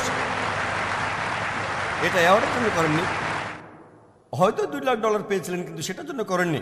কিং ফয়সাল অ্যাওয়ার্ডের গোল্ডের জন্য তিনি এটা করেননি, এটা করেছিলেন আল্লাহ এবং রাসূলের জন্য। আল্লাহ তাকে পরকালে পুরস্কার দেবেন, ইহকালেও দিয়েছেন। তারপরে এটা কি অ্যাপ ছিল? সঠিক ছিল, পুরোপুরি সঠিক। আর সঠিক সময়ে, সে সময়ে পুরোপুরি সঠিক ছিল। খ্রিস্টান মিশনারিরা তখন মুসলিমদের তুলোধনা করছে, মুসলিমদের মনোবল ভেঙে গিয়েছিল। এই মানুষটা শেখ আহমেদ দিদাত হাজারো মুসলিমকে অনুপ্রাণিত করেছেন, এমনকি আমাকেও করেছেন। আমরা মাথা তুলে দাঁড়ানোর একটা সুযোগ পেয়েছি। অ্যাপ্ট, মেজার বা পরিমাপ করা যায়। হ্যাঁ, তিনি কি করেছিলেন? তিনি খ্রিস্টানদের বিভিন্ন বই সংগ্রহ করেছিলেন। খ্রিস্টান মিশনারিরা ইসলামের বিরুদ্ধে যে বইগুলো লিখেছিল, যেমন জন গিলক্রিস্টের লেখা বইগুলো, জিমি সোয়াগাটার তারপর উত্তর দিয়েছিলেন। কোরআন এবং ইসলামের উপর আক্রমণ হলে তিনি উত্তর দিতেন। আর তিনি তাদের ধর্মগ্রন্থ পড়েছিলেন, বাইবেল, কোরআনের আয়াত মেনে চলেছেন, সেগুলো তাদের উপর প্রয়োগ করেছেন আর রেজাল্টও পেয়েছেন। পরিমাপ করা যায়। ইন্টেনশন বা নিয়ত কি ছিল? বিখ্যাত হওয়া তার নিয়ত ছিল না, কিং ফয়সাল অ্যাওয়ার্ড পাওয়া তার নিয়ত ছিল না। তার নিয়ত ছিল আল্লাহ এবং রাসূলের সন্তুষ্টি অর্জন করা। কনসিস্টেন্ট বা ধারাবাহিক ছিল? হ্যাঁ, ছিলেন। চিন্তা করেন, তিনি চেষ্টা করে গেছেন 40 বছর ধরে। ওনার জীবনী পড়লে জানবেন, ওনার অফিসটা ছিল খুবই ছোটখাটো একটা রুম। উনি একবার বলেছিলেন, এমনকি মাত্র 1000 কপি সাদা কালো লিফলেট ছাপাতে গেলেও প্রথমে তারা মিটিং করতেন, এসব আমরা মিটিং করি, এখন আমরা 1000 কপি সাদা কালো লিফলেট ছাপাতে পারবো কিনা। মাশাআল্লাহ, ধারাবাহিক চেষ্টা করে গেছেন যতক্ষণ না উদ্দেশ্য পূরণ হয়। এখন উইলমা রুডলফ আর শেখ আহমেদ দিদাতের মধ্যে আপনারা যে পার্থক্যটা দেখবেন, সেটা হলো উইলমা রুডলফের উদ্দেশ্য ছিল অদূরদর্শী। সেটা ছিল এই পৃথিবীর জন্য, কিন্তু শেখ আহমেদ দিদাতের উদ্দেশ্য ছিল দূরদর্শী, আর এটা ছিল আখিরাতের জন্য।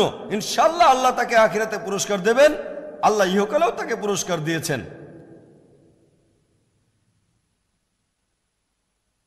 বেশিরভাগ মানুষই আমাদের জীবনের উদ্দেশ্যটা কি? বেশিরভাগ মানুষের জীবনের 1 নম্বর উদ্দেশ্য কিভাবে টাকা উপার্জন করা যায়। বেশিরভাগ মানুষই, আপনারা মানুষজনকে জিজ্ঞেস করে দেখবেন, 1 নম্বর সবার চিন্তা ভাবনা টাকা কামাতে হবে। জীবনযাপন করার চেয়ে টাকা উপার্জন নিয়েই তারা বেশি চিন্তা ভাবনা করে। তারা কিভাবে কি পরিমাণ উপার্জন করে তার উপর নির্ভর করে জীবনের সবকিছু চালাতে হবে। তারা কিভাবে খাবে, জামা কাপড় পরবে, কোথায় থাকবে, কোন স্কুলে পড়বে, কোন গ্র্যাজুয়েশন কোর্সে ভর্তি হবে, সবকিছু নির্ভর করে উপার্জনের উপরে। আর এই মানুষগুলো ভাবে যে এই পৃথিবীতে আমি যদি বেশি টাকা উপার্জন করতে পারি তাহলে জীবনের উদ্দেশ্য অর্জন করতে পারবো। আপনাদের আমি ফোকাস করার কথা বলেছিলাম, বেশিরভাগ মানুষই কি করে জানেন? পাখিটার চোখে তীর মারার বদলে কি করে, প্রথমে তীর মারে, তারপর তীরটার চারপাশে একটা টার্গেট এঁকে দেয়। যে কোনো জায়গায় তীর মারে, যে কোনো কোর্সে ভর্তি হয়, গ্র্যাজুয়েশনে, তারপর যদি প্রশ্ন করেন এই কোর্সে ভর্তি হলেন কেন, এটা নিয়ে তো চিন্তা করেনি, তারপর স্পেশালিস্ট হয়, এরপর সুপার স্পেশালিস্ট হয়, এরপর তারা কারণটা তৈরি করে কেন এই কোর্সে ভর্তি হয়েছিল। প্রথমে মানুষ চিন্তা করে কত টাকা উপার্জন করবে, এই টাকার পরিমাণের উপর নির্ভর করে তারা ঠিক করে কিভাবে জীবনযাপন করবে। আমরা বেশিরভাগ মানুষ এই কাজটাই করি, বাতাসে তীর মারি আমরা, তারপর চারপাশে টার্গেট আঁকি। প্রথমে আমাদের ঠিক করতে হবে মূল লক্ষ্য কোনটা, কোন কাজের উপর ভিত্তি করে জীবনের সবকিছু চলবে। বিভিন্ন মানুষের মূল লক্ষ্যটা বিভিন্ন রকম হয়। কিছু মানুষ সেলফ সেন্টার্ড, শুধু নিজেকে নিয়ে ভাবে, অন্যদের নিয়ে কোনো চিন্তাও করে না। তারা শুধু নিজেকে নিয়ে চিন্তা ভাবনা করে যে কিভাবে জীবন কাটাবে, অন্যদেরকে নিয়ে চিন্তাও করে না, তারা সেলফ সেন্টার্ড। আর কিছু মানুষ ফ্যামিলি সেন্টার্ড, তারা শুধু এটাই চিন্তা করে যে তার পরিবারের লোকজন ভালো আছে কিনা। তারা ফ্যামিলির লোকদের খুশি রাখার জন্য যে কোনো কিছুই করতে পারে, হতে পারে সেটা ঠিক অথবা ভুল, তাতে তাদের কিছু যায় আসে না। তাদের জীবনের প্রধান লক্ষ্য হলো ফ্যামিলি লোকজনকে খুশি করা। অনেকে বাবা মাকে গুরুত্ব দেয়, অনেকে জীবনসঙ্গীকে, স্বামী বা স্ত্রীকে বেশি গুরুত্ব দেয়, কেউ সন্তানকে গুরুত্ব দেয়। কিছু মানুষ তাদের বাবা মাকে খুশি করার জন্য যে কোনো কিছু করতে পারে। তারা বাবা মায়ের পছন্দ অপছন্দের উপর ভিত্তি করে তারা নিজস্ব আইন কানুন বানিয়ে নেয়। আল্লাহ পবিত্র কোরআনে বলেছেন, সূরা লুকমানের 14 নম্বর আয়াতে উল্লেখ করা হয়েছে, আমি মানুষকে পিতামাতার সাথে সদাচরণের নির্দেশ দিয়েছি। অনেক কষ্ট বরণ করে মা তার সন্তানকে গর্ভে ধারণ করে কষ্টের সাথে জন্ম দেন।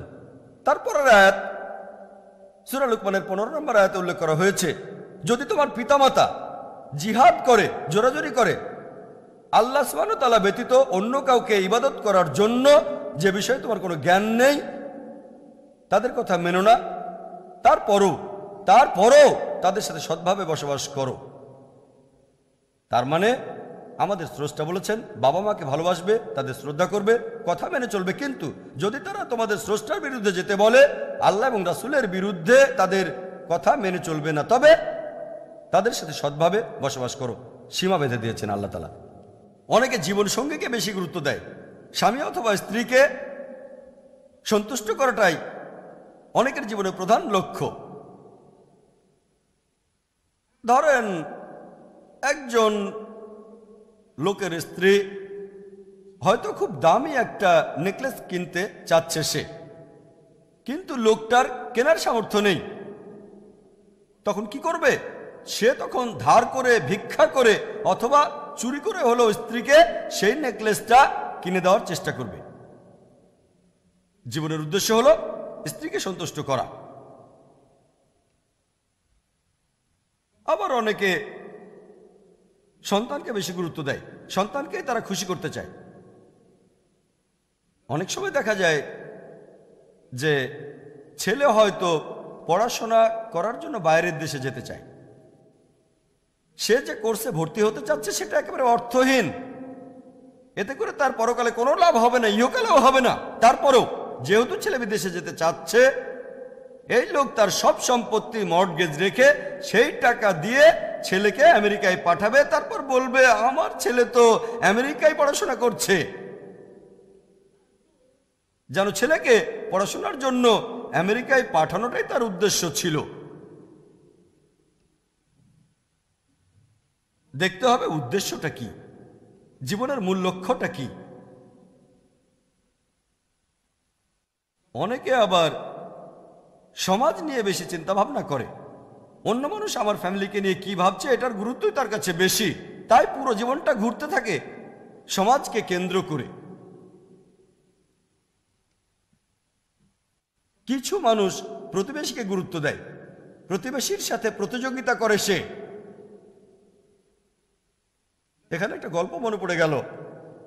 একবার একজন ফেরেশতা একটা লোকের কাছে সে বলল, আমি তোমার উপর খুবই সন্তুষ্ট, এখন তুমি যা চাইবে আমি সেই ইচ্ছাই পূরণ করে দেব, তবে একটা শর্ত আছে, তুমি যা চাইবে তাই পাবে, কিন্তু তোমার প্রতিবেশী তার দ্বিগুণ পাবে। তখন লোকটা বলল, আমি একটা রোলেক্স ঘড়ি চাই। ফেরেশতা তাকে একটা রোলেক্স ঘড়ি দিলেন, কিন্তু তার প্রতিবেশীকে দিলেন দুটো রোলেক্স।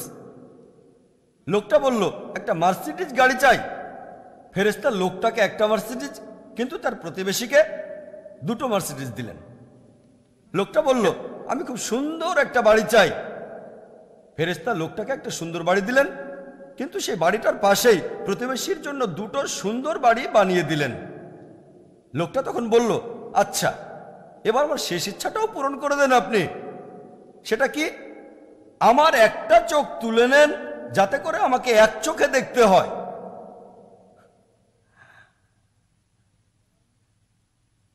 চিন্তা করেন, সে তার প্রতিবেশীকে নিয়ে ভাবছে, নিজের কথা ভাবছে না। এটা ব্যাপার না যে তার জীবনটা সরল নাকি জটিল, সে কষ্টের দিন কাটাচ্ছে নাকি আরামে, তার একমাত্র চিন্তা আমাকে আমার প্রতিবেশীর চেয়ে ভালো থাকতে হবে। আর এই কারণে সে ফেরেশতাকে বলল, আমার একটা চোখ আপনি তুলে নেন, তাহলে প্রতিবেশী দুটো চোখই হারাবে। এভাবে অনেকেই প্রতিবেশীকে গুরুত্ব দেয়। সে দেখতে পাচ্ছে কি পাচ্ছে না এটা নিয়ে তার কোনো চিন্তা ভাবনা নেই। আমার প্রতিবেশীর দুটো চোখই যদি তুলে নেওয়া যায়, এক চোখ হারাতে আমার আপত্তি নেই। প্রতিবেশী সব। অনেকে বন্ধুকে গুরুত্ব দেয়, অনেকে শত্রুকে বেশি গুরুত্ব দেয়।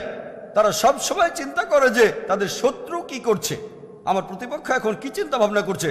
তারা বুদ্ধি বের করে, শত্রু যদি এটা করে তাহলে আমি ওটা করব। পুরো সময় সারা জীবন ধরেই তারা চিন্তা করে আমার শত্রু কি করছে। এটা আপনারা অনেক জায়গায় দেখতে পাবেন। ব্যবসায়ীরা এমন চিন্তা ভাবনা করে, পলিটিশিয়ানরা এমন চিন্তা ভাবনা করে, ছাত্ররাও করে থাকে এরকম চিন্তা ভাবনা। শত্রু যে প্ল্যানিং করছে, শত্রু যে প্ল্যানিং করছে আমি কাউন্টার প্ল্যান করব। বেশিরভাগ সময় তারা চিন্তা করে কিভাবে শত্রুকে ঠেকানো যায়। এই সব মানুষের উদ্দেশ্যে আমি একটা পরামর্শ দেব, যেটা আমিও মেনে চলি। কেউ যদি আপনার দিকে পাথর মারে, নিজেকে এত উপরে নিয়ে যান যাতে পাথরটা আপনাকে ছুঁতে না পারে। যদি কেউ আপনার দিকে পাথর মারে, নিজেকে এত উপরে তোলেন যাতে পাথর ছুঁতে না পারে, তাহলে তো প্রতিযোগিতার প্রশ্নই আসছে না, শত্রুর বিরুদ্ধে প্ল্যান করার ব্যাপারটাও আসবে না এখানে।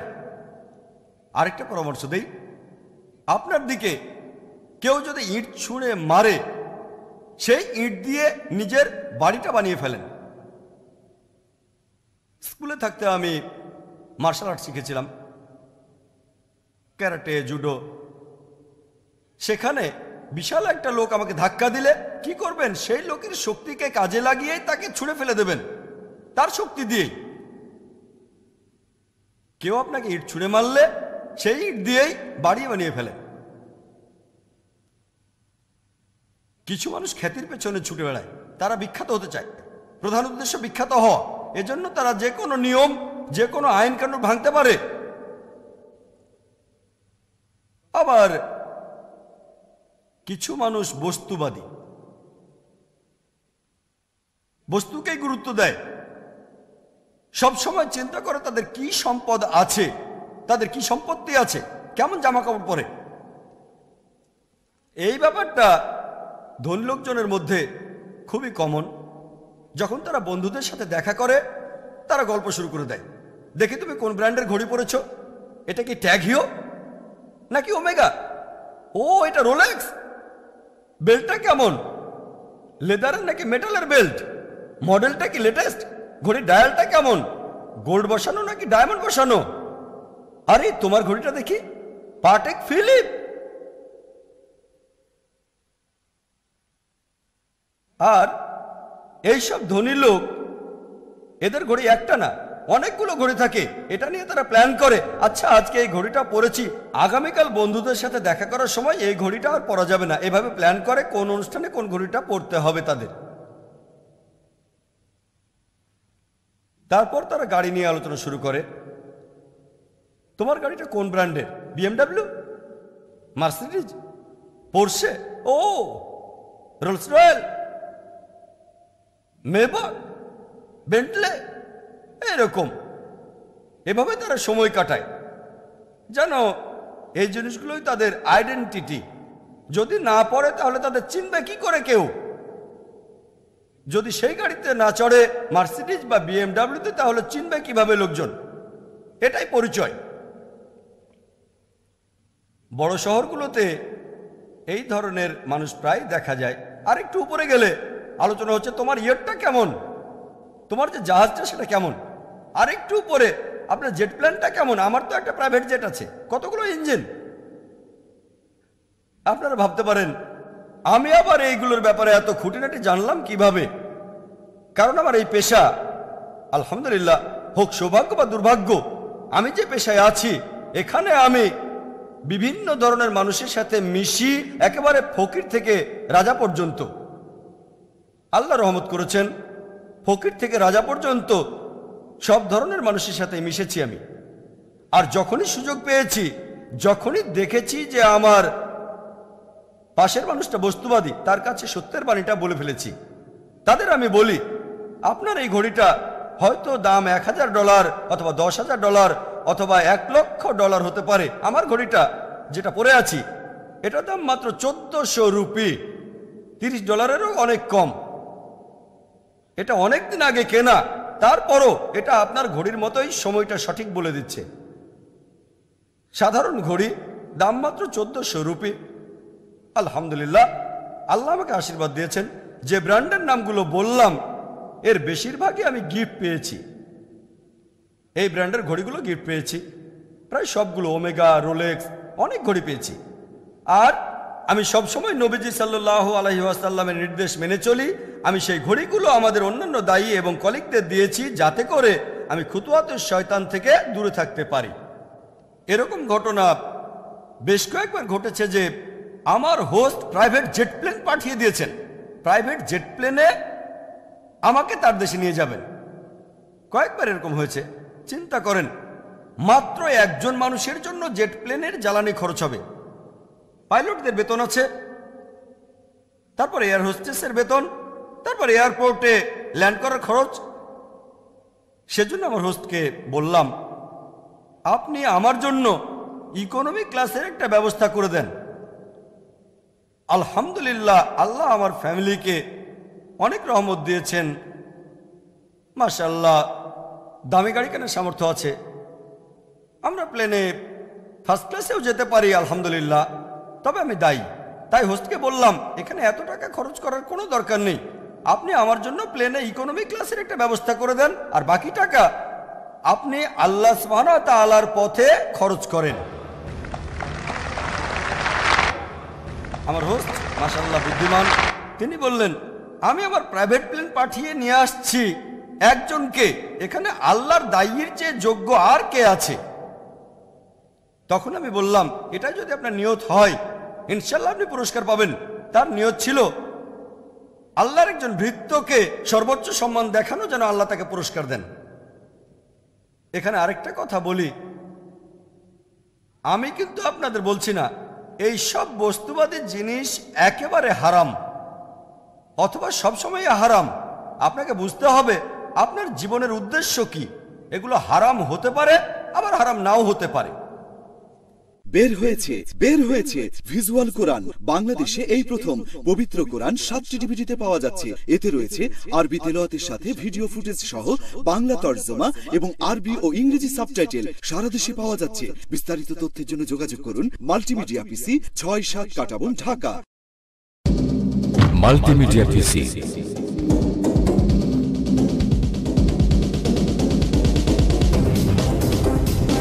Multimedia PC.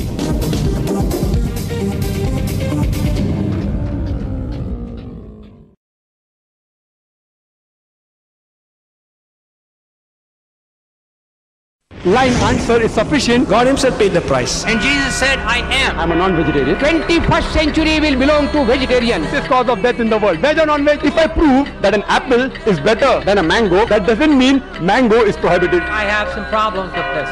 Man has become an animal. He's more like a lawyer than like a scientist. Quran is incomplete. There's a misconception. Neither a single verse which is against established fact. And I challenge Dr. William Campbell. It's a different situation. I will not tempt God. I apologize if I've hurt the feelings of any Christians. It was just a reply to Dr. William Campbell's book. The brother has asked a very complicated question. The answer is very clear. Major, minor religion, fraud is prohibited. Ask me a direct question, I'll be too willing to give you a reply. Is milk veg or non-veg? If this was not done, life on the earth would have ceased to exist. Then could you please prove it authentically? The word Trinity doesn't exist. एक सीधी सी बात है. Smoking is prohibited. That's final. I hope I have answered properly. It's illogical and unscientific. That does not mean Quran is wrong. It has really moved me.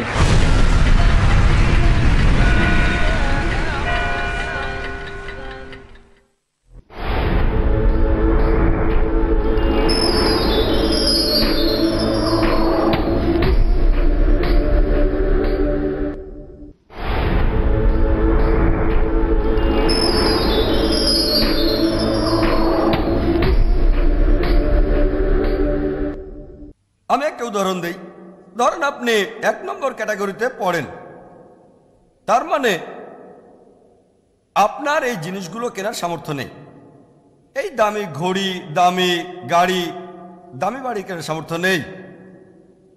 তারপর আপনি ভিক্ষা বা চুরি করলেন অথবা ধার করলেন, তারপর সেই দামি ঘড়ি পরলেন, দামি গাড়িতে চড়লেন। এটাকে বলা হয় ইসরাফ, এটা হারাম। এরপর দ্বিতীয় ক্যাটাগরির লোকজন, আল্লাহ তাদের সামর্থ্য দিয়েছেন। আল্লাহ পবিত্র কোরআনে বলেছেন, সূরা আনামের 71 নম্বর আয়াতে উল্লেখ করা হয়েছে, আমি মানুষের মধ্যে একজনের চেয়ে আরেকজনকে শ্রেষ্ঠত্ব দান করেছি। এরপর সূরা আনামের 165 নম্বর আয়াতে উল্লেখ করা হয়েছে, আল্লাহ তাআলা কিছু মানুষকে মর্যাদায় উন্নীত করেছেন যাতে করে তিনি তোমাদের পরীক্ষা করতে পারেন। আল্লাহ যদি আপনাকে সামর্থ্য দেন, আপনার যদি এই জিনিসগুলো থাকে, দামি গাড়ি, দামি ঘড়ি, দামি বাড়ি, আপনার জীবন যদি এগুলোকে কেন্দ্র করে ঘোরে, এগুলো ছাড়া চলবে না। এগুলো যদি আপনার জীবনের মূল লক্ষ্য হয়, তাহলে এটা হারাম। এরপর আসে তৃতীয় ক্যাটাগরি।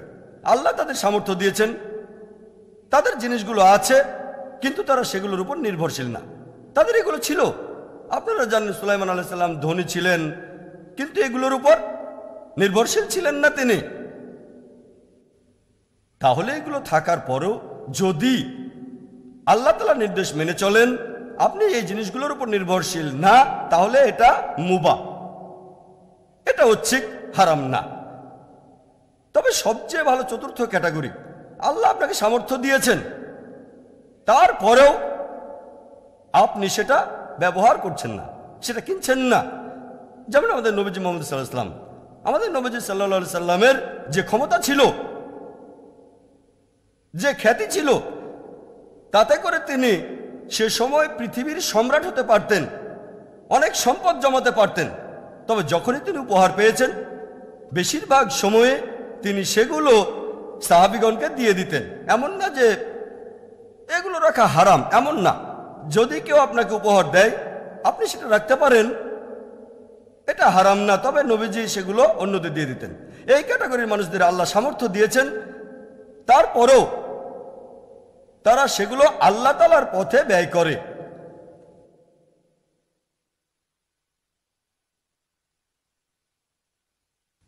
আমাদের ঠিক করতে হবে যে আমাদের জীবনের কেন্দ্রটা কি হবে। জীবন মূল উদ্দেশ্যটা কি? মানুষের জীবনে সবচেয়ে গুরুত্বপূর্ণ হচ্ছে আল্লাহ তাআলাকে কেন্দ্র করে। তার জীবনের লক্ষ্য আর উদ্দেশ্য হবে আল্লাহ তাআলা আর সর্বশেষ ও চূড়ান্ত নবী মুহাম্মদ সাল্লাল্লাহু আলাইহি সাল্লাম। আর সত্যি বলতে আল্লাহকে কেন্দ্র করা মানে এই না যে নিজেকে অবহেলা করবেন, আপনি পরিবারকে অবহেলা করবেন বা সমাজকে অবহেলা করবেন। যদি আল্লাহকে কেন্দ্র করেন, আল্লাহ বলেছেন নিজের প্রতি যত্ন নাও, রাতের বেলায় ঘুমাও। আল্লাহ বলেছেন তোমার পরিবারের যত্ন নাও। আল্লাহ বাবা মা সম্পর্কে বলেছেন, সূরা ইসরা 23 ও 24 নম্বর আয়াতে উল্লেখ করা হয়েছে যে আল্লাহ আদেশ দিয়েছেন তাকে ছাড়া অন্য কারো ইবাদত করো না, পিতামাতার সাথে সদ্ব্যবহার করবে এবং তাদের একজন বা উভয় যদি তোমাদের জীবদ্দশায় বার্ধক্য উপনীত হয় তাদের ধমক দিও না, উফ শব্দটা বলো না। তাদের সম্মান করো, নম্র ব্যবহার করো আর দোয়া করো। তাদের দয়া করো প্রভু, যেভাবে তারা আমাদের শৈশবে লালন করেছেন।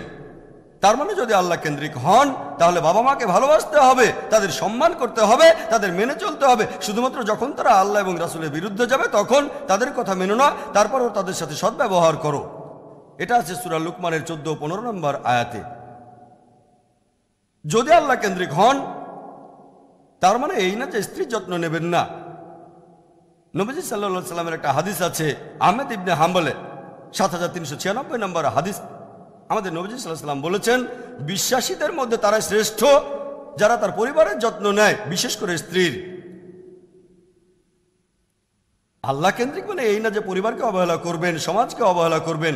আল্লাহ পবিত্র কোরআনে সূরা মাউনের 1 থেকে 7 নম্বর আয়াতে বলেছেন যে তোমার প্রতিবেশীকে সাহায্য করো, প্রতিবেশীকে সাহায্য করো।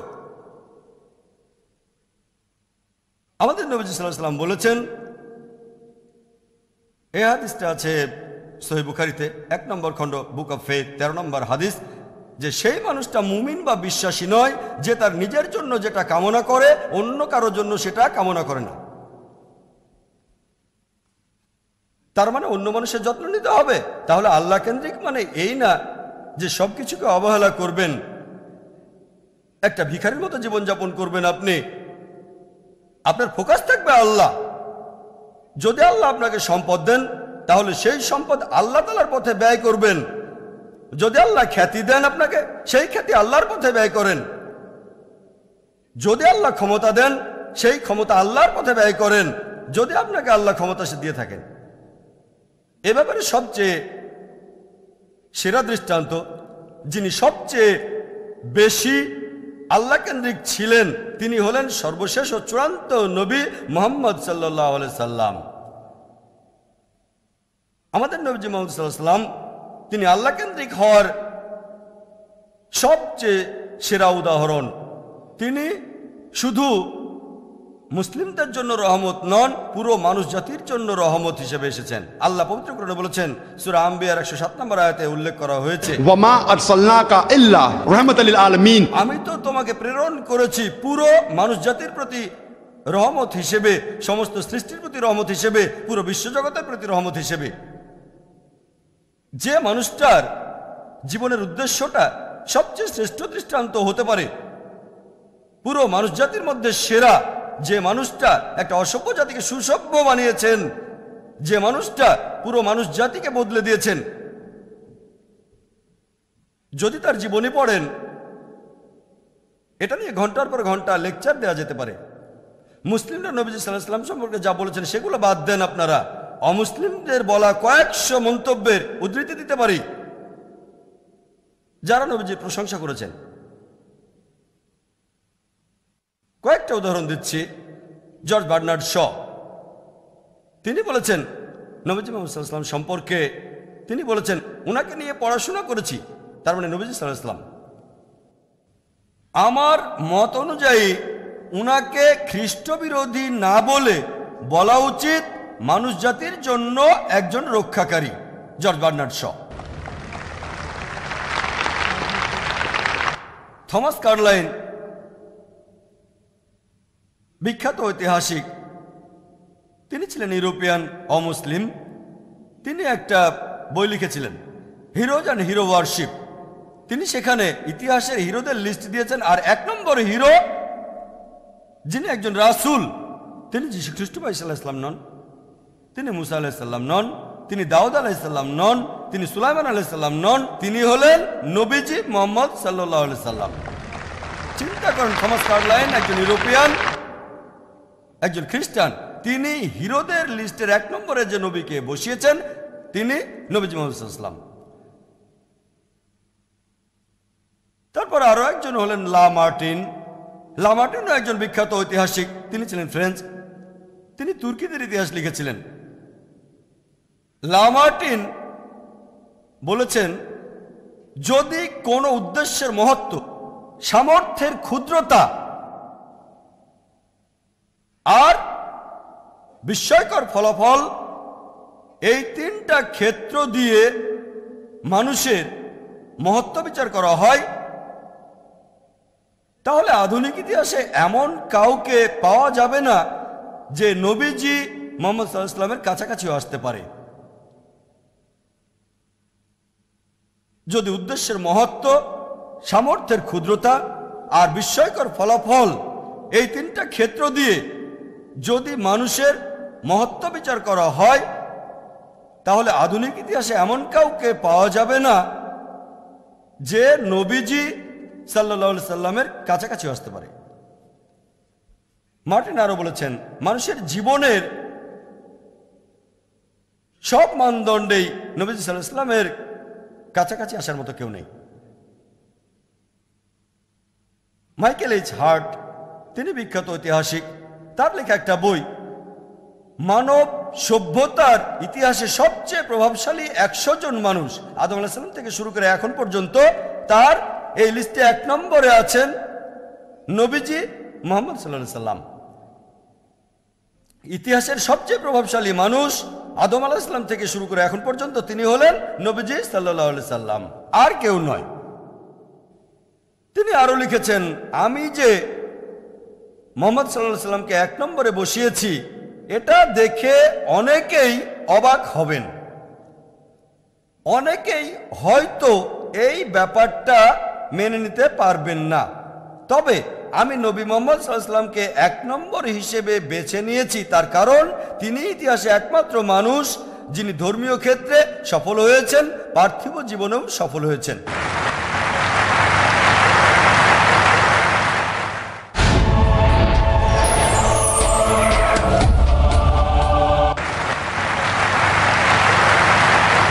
এরপর দেখবেন এনসাইক্লোপিডিয়া ব্রিটানিকা 11th এডিশন, সেখানে নবীজি মুহাম্মদ সাল্লাল্লাহু আলাইহি সাল্লাম সম্পর্কে বলা হয়েছে যে মুহাম্মদ সাল্লাল্লাহু আলাইহি সাল্লাম হলেন পৃথিবীর মধ্যে সবচেয়ে সফল ধর্মীয় নেতা। চিন্তা করেন, এনসাইক্লোপিডিয়া ব্রিটানিকা,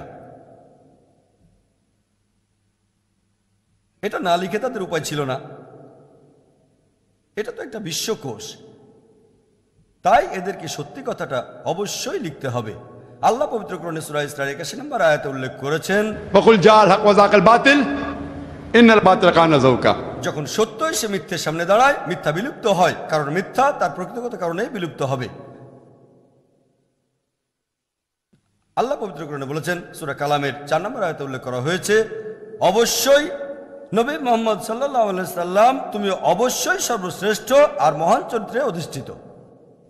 আল্লাহ পবিত্র কোরআনে সূরা আহজাবের 21 নম্বর আয়াতে উল্লেখ করেছেন, নিশ্চয়ই আল্লাহর রাসূল নবী মুহাম্মদ সাল্লাল্লাহু আলাইহি সাল্লাম, তার মধ্যে তোমরা পাবে উত্তম আদর্শের দৃষ্টান্ত। নবীজি মুহাম্মদ সাল্লাল্লাহু আলাইহি সাল্লাম, তিনি জীবনের সবগুলো ক্ষেত্রেই সফল হয়েছিলেন, শুধু ধর্মীয়ভাবে নয়, তিনি রাজনীতিতেও সফল ছিলেন। পার্থিব জীবনে কিভাবে জীবনযাপন করতে হবে তিনি এতটাই সফল ছিলেন যে তার সবগুলো কাজকে অনুসরণ করা যায়। তিনি যা করতেন সেগুলো করলে ইনশাআল্লাহ আপনি পুরস্কার পাবেন। নবীজি তার পায়ের গোড়ালির উপরে কাপড় পরতেন, যদি গোড়ালির উপরে কাপড় পরেন ইনশাআল্লাহ আপনি পুরস্কার পাবেন। আবার যদি সায়েন্টিফিক হতে চান, লম্বা চুলে লাভ হবে না, যেমন আইজ্যাক নিউটন, জুতা পরেও লাভ নেই, জামা কাপড়েও লাভ নেই। তবে যদি নবীজির মতো হতে চান, উনি যা কিছু করেছেন যদি অনুসরণ করেন, এতে আপনারই উপকার হবে, ইহকালেও হবে, আখিরাতেও হবে। নবীজি বলেছেন মুখে দাড়ি রাখো, যদি আপনি দাড়ি রাখেন ইনশাআল্লাহ এতে উপকার হবে। আমাদের নবীজি যা কিছু করেছেন তিনি জীবনের সবগুলো ক্ষেত্রেই সফল ছিলেন। তিনিই হলেন পৃথিবীতে সবচেয়ে শ্রেষ্ঠ রোল মডেল। ইসলাম ধর্মের ইতিহাসে অনেক রোল মডেল এসেছেন। উদাহরণ হিসেবে বলা যায় আল আশরা মুবাশশারা। নবীজি বলেছেন এই 10 জন মানুষ বেহেশতে যাবেন।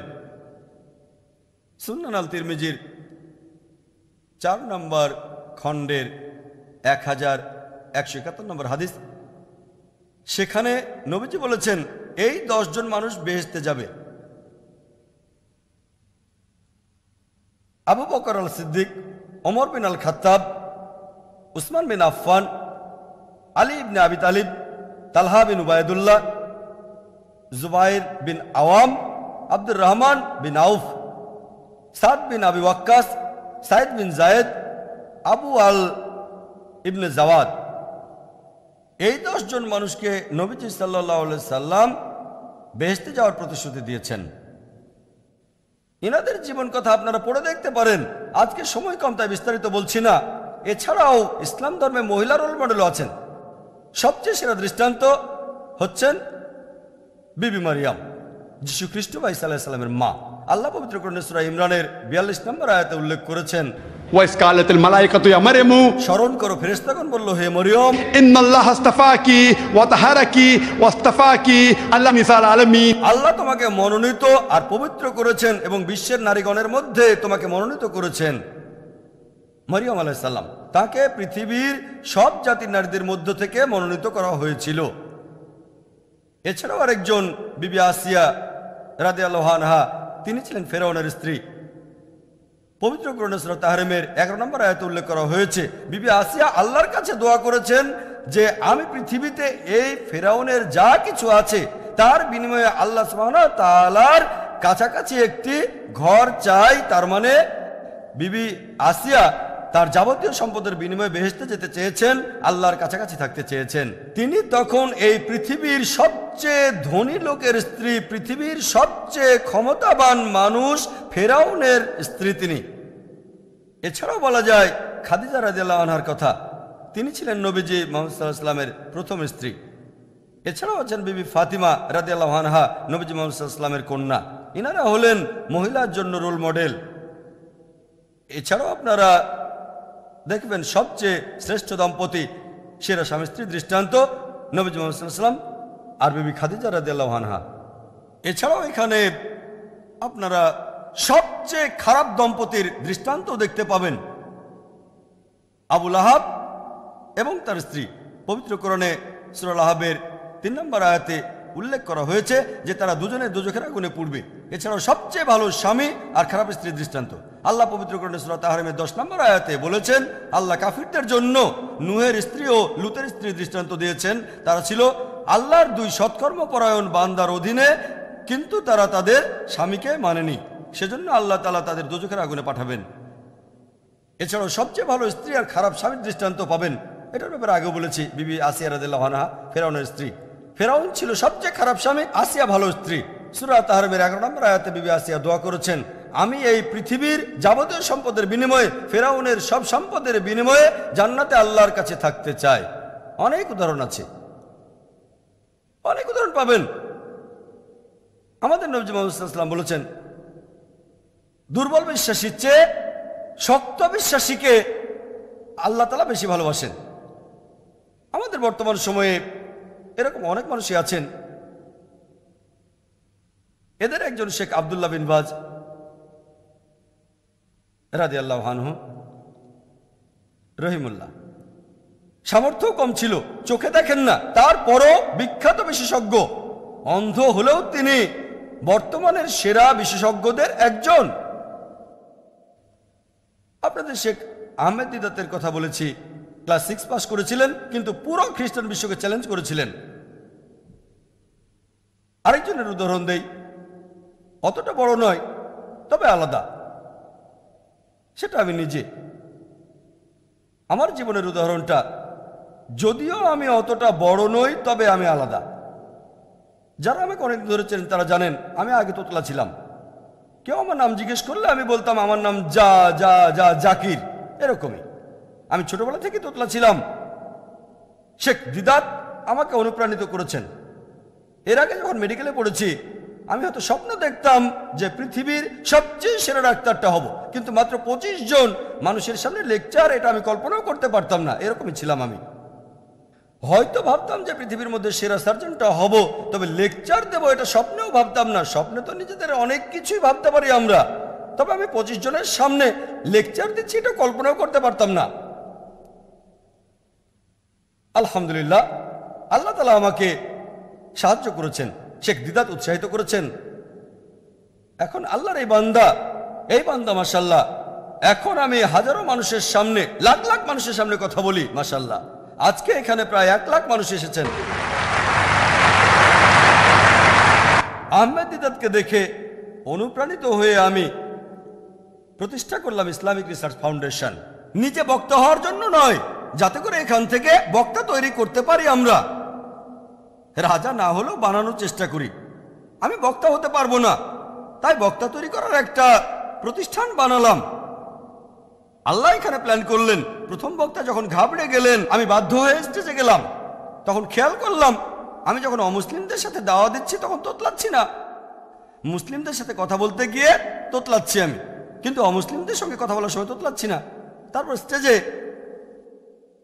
সাধারণ মানুষই গিয়ে তোতলায়। আলহামদুলিল্লাহ, আল্লাহ তাআলার দয়ায় স্টেজে উঠলে আমি তখন তোতলাই না। এটা আল্লাহর রহমত। আল্লাহ আমাকে শরীরের ডাক্তার থেকে আত্মার ডাক্তার বানিয়েছেন। আমি শেখ দিদাতকে জিজ্ঞেস করেছিলাম, আঙ্কেল 1987 সালে প্রথম দেখা হয়েছিল, আমি ছিলাম ওনার ড্রাইভার, শোফার। আমি ওনার গাড়ি চালাচ্ছিলাম যাতে বেশি সময় ওনার সাথে থাকতে পারি। তো বললাম, আপনি এত আক্রমণাত্মক কেন? উনি বললেন, বাবা আমি আক্রমণাত্মক নই, আমি যুদ্ধাঙ্গদেহী, যুদ্ধ করছি। শয়তানের সাথে যুদ্ধ করার 2টো অস্ত্র আছে, পবিত্র পানি আর আগুন। আমি আগুন বেছে নিয়েছি। শেখ দিদাত বললেন। আমি যখন দাওয়া দেওয়া শুরু করলাম তখন ওনার কথাগুলো বলতাম, তবে নরমভাবে, খুবই নরম, খুবই ভদ্র। কোনো কাজ হলো না। মেডিকেল কলেজে দাওয়া দেওয়া শুরু করেছিলাম, তারপর যুদ্ধাঙ্গদেহী হলাম, শেখ দিদাতের চেয়ে আক্রমণাত্মক। ও আল্লাহ, তখন কাজ হয়ে গেল। আমার মুসলিম বন্ধুরা পালিয়ে যেত আর চারপাশে থাকতো শুধু অমুসলিমরা। আমি আক্রমণাত্মক হওয়ার পরে ফল পেলাম। তারপর আল্লাহ আমাকে হেদায়েত করলেন। স্টেজে আমি আবার নরম হলাম। আমি এতটাই নরম হলাম যে প্রশ্নকারী অপমানজনক কথা বললেও আমি হাসতাম। শেখ দিদাত তিনি তখন আমাকে টাইটেল দিলেন। প্রথমে আমাকে বলেছিলেন দিদাত প্লাস, তারপর সব দেখে বললেন, ওরা তোমাকে অপমান করছে, অভিশাপ দিচ্ছে, আর তুমি হাসছো। তখন তিনি একটা প্লেক উপহার দিলেন যে, বাবা আমার যেটা অর্জন করতে 40 বছর সময় লেগেছে, তুমি 4 বছরে সেটা অর্জন করেছো। আর আলহামদুলিল্লাহ, আপনারা যদি আমার ব্যাকগ্রাউন্ড জানেন, আমি জীবনে সব সময় সেরা জিনিসগুলোই চেয়ে এসেছি। সেকেন্ড হওয়াটা আমি কখনোই পছন্দ করিনি। সেরা, আমার ছোটবেলার কথা মনে আছে, সেরা ইলেকট্রনিক্স। এখন আমি এই ইচ্ছাটাকে বদলে ফেলে আল্লাহর পথে সেরা কাজে নিজেকে নিয়োগ করেছি। ক্যামেরা চাইলে সেরা ক্যামেরাটাই চাইতাম, সেরা যন্ত্রপাতি, একেবারে অত্যাধুনিক। এখন আল্লাহর বাণী প্রচারের জন্য সেরা কনফারেন্সের আয়োজন করেছি। সেজন্যই আজকের এই অনুষ্ঠান। মিডিয়াতে বিভিন্ন অনুষ্ঠান চালু আছে, যেমন গ্র্যামি অ্যাওয়ার্ড, অস্কার অ্যাওয়ার্ড। উদ্দেশ্যটা হারাম, কিন্তু সেখানকার বিজ্ঞান আর প্রযুক্তি বেশ ভালো। আমরা ভাবলাম আল্লাহ তাআলার খাতিরে এমন অনুষ্ঠান করা যাবে না কেন? এখানে উদ্দেশ্যটা আলাদা। উদ্দেশ্য হলো আল্লাহ তাআলার সন্তুষ্টি অর্জন করা। পুরো পৃথিবীকে দেখিয়ে দেব যে আমরা মুসলিমরা আলহামদুলিল্লাহ আমরাও পারি। এমন না যে এটা ছাড়া দেওয়ার কাজ হবে না, তবে আমরা দেখাতে চেয়েছি আমরা আল্লাহ তাআলার পথে সেরা কাজটা করব। আমাদের অফিসটাকেও বানিয়েছি সেরা অফিস। মানুষজন সাধারণত নিজের বাসায় ইটালিয়ান মার্বেল বসায়। আমি ইসলামিক রিসার্চ ফাউন্ডেশন অফিসে ইটালিয়ান মার্বেল বসিয়েছি। আমার বাসায় কোনো ইটালিয়ান মার্বেল নেই, কারণ যেখানে মানুষ আল্লাহর সম্পর্কে জানতে আসবে সেখানে যেন সেরা জিনিসগুলোই থাকে। সে সময় 1990 সালের দিকে মুসলিম অফিসে ইটালিয়ান মার্বেল এরকম দেখাই যেত না। ছোট থেকে শুরুতে অফিসটা ছিল মাত্র 20 থেকে 25 স্কোয়ার মিটার, মাত্র 25 স্কোয়ার মিটার অফিস ছিল, মাত্র একজন লোক। এখন মাশাআল্লাহ আল্লাহর রহমতে আমাদের অফিসে 400 এমপ্লয়ি আছে মাশাআল্লাহ। এটাই পৃথিবীর সবচেয়ে বড় দাওয়া অর্গানাইজেশন, সব আল্লাহর রহমত। স্কুলে আমি বিতর্কে খুব ভালো ছিলাম, খুবই ভালো। উদ্দেশ্য কি ছিল? উদ্দেশ্য ছিল বিতর্কে জিতা। এখন উদ্দেশ্য বদলে ফেলেছি, এখন আমি দিনের কথা প্রচার করি, দিনুল হক। ভালো ফলও পেয়েছি। মেডিকেল কলেজে থাকতে আমি দিনে 5-6 ঘন্টা ঘুমাতাম, এখন আল্লাহর খাতিরে মাত্র 3 ঘন্টা ঘুমাই। আর আমার সবসময় লক্ষ্য ছিল যে আলাদা কিছু করব আমি, নয়তো সেরা কাজটা দুটোর যে কোনো একটা। মাশাআল্লাহ প্রথমে আলাদা একটা টিভি চ্যানেল করলাম, পিস টিভি। আল্লাহ এটাকে পৃথিবীর সবচেয়ে জনপ্রিয় চ্যানেল বানিয়েছেন। আমাদের দর্শক 10 কোটিরও বেশি মাশাআল্লাহ। এর কয়েকদিন পরে আমরা নতুন আরেকটা চ্যানেল খুলেছি, পিস টিভি উর্দু। গত কনফারেন্সে আমি বলেছিলাম ইনশাআল্লাহ জুন অথবা জুলাই মাসে আমরা পিস টিভি উর্দু চালু করব। আল্লাহ সেটা কবুল করে নিয়েছিলেন। এই বছরে জুন মাসের 19 তারিখে পিস টিভি উর্দু চালু করেছি আমরা।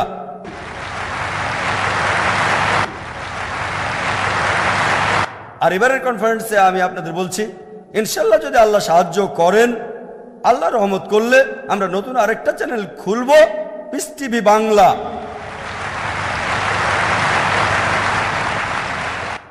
কারণ বাংলা ভাষায় মাশাআল্লাহ প্রায় 30 কোটি মানুষ কথা বলে বাংলা ভাষায়, তাই এটা দরকার। আমার ইচ্ছা আছে যে ইসলামিক চ্যানেল হবে সবগুলো ভাষাতেই। তবে এখনকার জন্য ইনশাআল্লাহ রমজানের পরেই আগামী বছর 2010 সালে ইনশাআল্লাহ আল্লাহ যদি সাহায্য করেন, আল্লাহ সাহায্য করলে আরেকটা চ্যানেল চালু করব, পিস টিভি বাংলা ইনশাআল্লাহ। আমার ইচ্ছা ছিল যে এই টিভি চ্যানেলের পাশাপাশি একটা প্রতিষ্ঠান বানাবো যেখানে জীবনের প্রকৃত উদ্দেশ্যের উপরে ট্রেনিং দেওয়া হয়। তখন চালু করলাম আমাদের স্কুল, ইসলামিক ইন্টারন্যাশনাল স্কুল। উদ্দেশ্য হলো আল্লাহ তাআলার সন্তুষ্টি অর্জন করা। আর আমরা যদি আল্লাহ তাআলাকে সন্তুষ্ট করতে পারি তাহলে আল্লাহ ইনশাআল্লাহ পরকালে পুরস্কার দেবেন, ইহকালেও পুরস্কার দেবেন আমাদের। এরকম ইচ্ছা নিয়েই স্কুলটা চালু করলাম। আর ইনশাআল্লাহ এই স্কুলের প্রত্যেক ছাত্রছাত্রী ইসলামিক ইন্টারন্যাশনাল স্কুলের বোম্বে শাখায় প্রায় 400 জন আর চেন্নাইতে প্রায় 250 জন। ইনশাআল্লাহ সব ছাত্রছাত্রী ইনশাআল্লাহ তাদের সবাই জাকির নায়েকের চেয়ে 100 গুণ ভালো শিক্ষা আর পড়াশোনার পরিবেশ পাবে। এখন আল্লাহ ঠিক করবেন এখান থেকে জাকির নায়েক বের হবে কিনা। তবে আমার ইচ্ছা ছিল ভবিষ্যৎ প্রজন্মের সামনে একটা সুযোগ করে দেয়া, যেখানে তারা আমার চেয়ে আরো ভালো শিক্ষা আর পড়াশোনা করার জন্য পরিবেশটা পায়। এখন আল্লাহ সাহায্য করলে এটা সম্ভব। আমি এখানে আরেকটা উদাহরণ দেব। আমার ছেলে ফারিক নায়েক, আমার ছেলে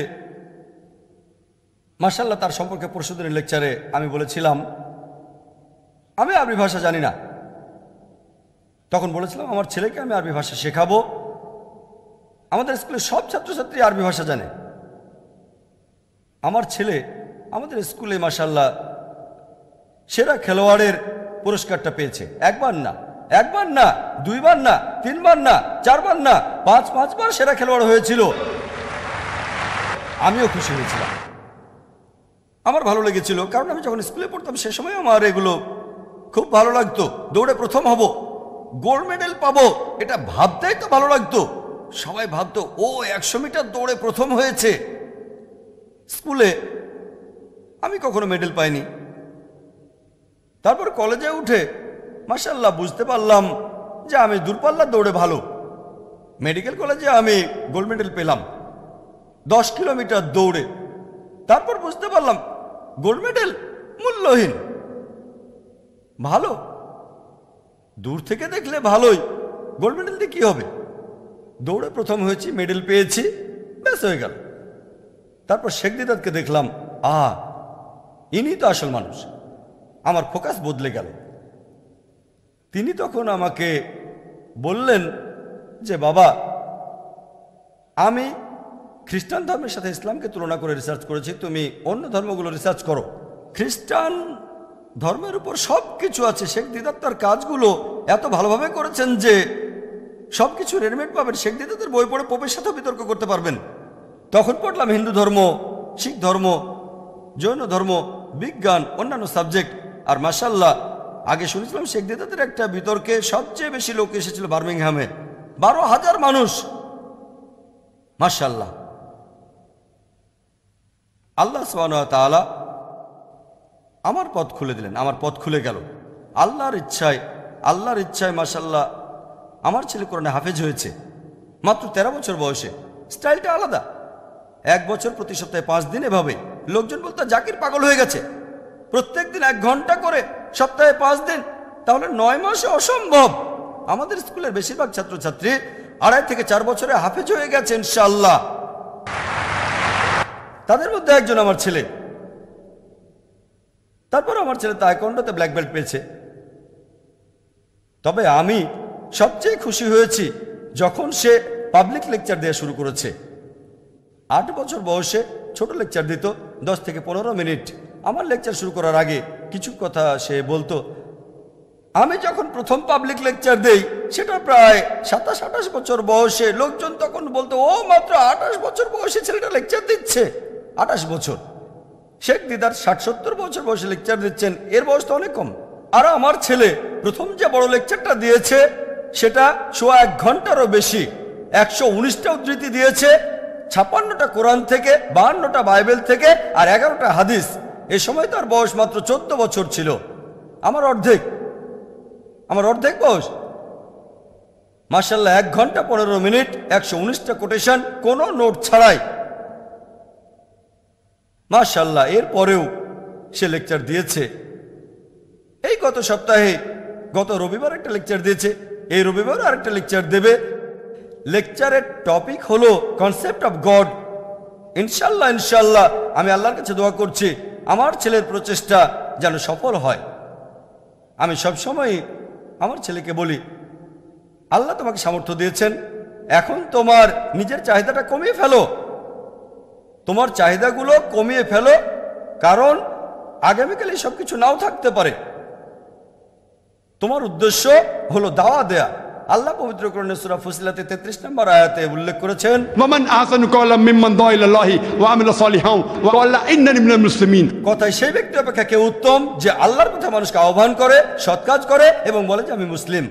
আমার মনে পড়ছে, বিয়ে করার সময় আমার স্ত্রীকে বলেছিলাম, আমি পেশায় ডাক্তার, আমি তোমাকে প্রতি মাসে 4000 রুপি করে দিতে পারবো। 4000 রুপি মানে $100 কম। প্রতি মাসে মাত্র 4000 রুপি দিতে পারবো। এখন চাইলে আমাকে বিয়ে করতে পারো, না চাইলে না করতে পারো। মাশাআল্লাহ, আমার স্ত্রী তখন কলেজের টিচার, সে আরো বেশি ইনকাম করত, সেও দায়ী হতে চেয়েছিল। মাশাআল্লাহ, তাই আমার ছেলেকে বলেছি, তোমার চাহিদা কমিয়ে ফেলো। তুমি যদি মেঝেতে বসে থাকে অভ্যস্ত হও, যদি তুমি কষ্ট করায় অভ্যস্ত হও, সবকিছু ত্যাগ করে যদি দাওয়া দিতে পারো, সেটা অনেক সহজ। যদি আরামে অভ্যস্ত হও, তাহলে সেই আরাম আয়েশ তোমাকে দায়ী হওয়ার পথে বাধা দেবে। মাশাআল্লাহ, আমার ছেলে মেঝেতে ঘুমিয়ে অভ্যস্ত, সে 7 স্টার হোটেলেও থেকেছে। তবে আমার মতে তরুণ বয়সে সবাইকে কষ্ট করতে হয়। মুখে সোনার চামচ তুলে দেবেন না, তাহলে আল্লাহ তাআলার সন্তুষ্টি অর্জন করা কঠিন হয়ে যাবে। লেকচার শেষ করার আগে এই উদ্দেশ্য পূরণের ব্যাপারে আরো 2-1টা কথা বলে আমার লেকচার শেষ করব। জীবনের বিভিন্ন স্টেজে আমাদের খেয়াল রাখতে হবে যে আমাদের এই উদ্দেশ্যটা যেন সঠিক থাকে। আপনাদের আমি আরেকটা পয়েন্ট বলি, যখন আমার স্কুলে কাউকে অ্যাডমিট করা হয়, বাবা মাকে আমি জিজ্ঞেস করি সবচেয়ে সেরা কোন সময়টা, সবচেয়ে লেটেস্ট যে সময় আপনি আপনার সন্তানের ভবিষ্যৎ নিয়ে চিন্তা করবেন, একেবারে লেটেস্ট আপনার সন্তান বড় হয়ে কি হবে, কি কাজ করবে, একেবারে লেটেস্ট। অনেকে উত্তরে বলেছে যখন সে কলেজে যাবে, আবার অনেকে বলেছে যখন সে কোনো স্কুলে অ্যাডমিশন নেবে, অনেকে বলেছে না যখন সে কিন্ডারগার্টেনে অ্যাডমিশন নেবে। কেউ উত্তরে আমাকে এর আগের সময়ের কথা বলেনি। ইসলামিক নিয়মে একেবারে লেটেস্ট যে সময় সন্তানের ভবিষ্যৎ নিয়ে ভাববেন সেটা হচ্ছে যখন আপনার জীবনসঙ্গীকে বেছে নেবেন। যখন আপনার জীবনসঙ্গী বেছে নেবেন তখন ঠিক করবেন আপনার ছেলে কি হবে।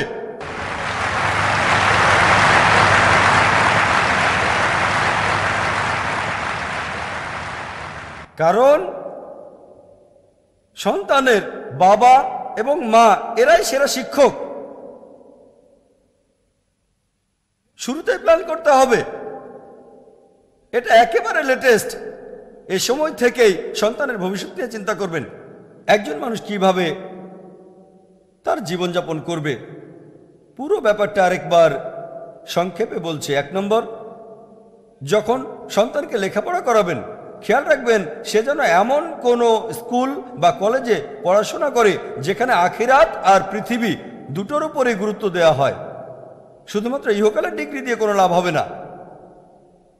এমন স্কুলে পড়াবেন যেখানে ইহকাল পরকাল দুটোকেই গুরুত্ব দেওয়া হয়। ইনশাআল্লাহ অনেকে আমাদের স্কুল দেখে উৎসাহিত হয়েছেন। আল্লাহ সাহায্য করলে আমরা এই স্কুলের আরো অনেকগুলো শাখা চালু করব। 2 নম্বর, খেয়াল রাখবেন তার বন্ধুদের জীবনের উদ্দেশ্য যেন একই রকম হয়, বন্ধুরাও যেন ইসলামিক হয়। তাহলে বড় হয়ে তারা এমন কোনো প্রতিষ্ঠানে যোগ দেবে যাদের উদ্দেশ্য হবে কোরআন এবং সহিহ হাদিসের উপর ভিত্তি করে। 3 নম্বর, অর্গানাইজেশনে যোগ দেন, তবে যোগ দেওয়ার আগে চেক করে নেন যে সেই অর্গানাইজেশনটা কোরআন অনুযায়ী আল্লাহ সুবহানাহু ওয়া তাআলার নির্দেশ আর নবীজি সাল্লাল্লাহু আলাইহি ওয়াসাল্লামের হাদিস মেনে চলছে কিনা। 4 নম্বর, যখন পেশা বেছে নেবে, আল্লাহ পবিত্র কোরআনে সূরা ইমরানের 104 নম্বর আয়াতে বলেছেন যে তোমাদের মধ্যে এমন একদল মানুষ আসুক যারা মানুষকে সৎ কাজে নির্দেশ দেবে এবং অসৎ কাজে নিষেধ করবে, এই মানুষগুলি সফল কাম হবে। পবিত্র কোরআনে সূরা ফুসিলাতে 33 নম্বর আয়াতে আল্লাহ তাআলা বলেছেন ওয়ামান আহসানু ক্বালাম মিম্মান দাআ ইলাল্লাহি ওয়া আমিলা সালিহান ওয়া ক্বালা ইন্নানি মিনাল মুসলিমিন। কথায় সেই ব্যক্তি অপেক্ষা কে উত্তম যে আল্লাহর প্রতি মানুষকে আহ্বান করে সৎ কাজ করে এবং বলে আমি তো মুসলিম। সে যেন এমন পেশায় থাকে যেটা তাকে আল্লাহর কাছে নিয়ে যাবে। আর আল্লাহ সুবহানাহু ওয়া তাআলার বাণী প্রচার করাটাই হলো সবচেয়ে শ্রেষ্ঠ পেশা আল্লাহ সুবহানাহু ওয়া তাআলার কাছে। 5 নম্বর, এমন জীবনসঙ্গী বেছে নেবে যার জীবনের উদ্দেশ্য একই রকম, আল্লাহ এবং তার রাসূল, আল্লাহ কেন্দ্রিক। 6 নম্বর পয়েন্ট, আমার লেকচার শেষ করার আগে পবিত্র কোরআনের উদ্ধৃতি দেব। সূরা আনামের 162 নম্বর আয়াতে উল্লেখ করা হয়েছে, আল্লাহ বলেছেন ইন্না সালাতি ওয়া নুসুকি ওয়া মাহইয়ায়া ওয়া মামাতি লিল্লাহি রাব্বিল আলামিন।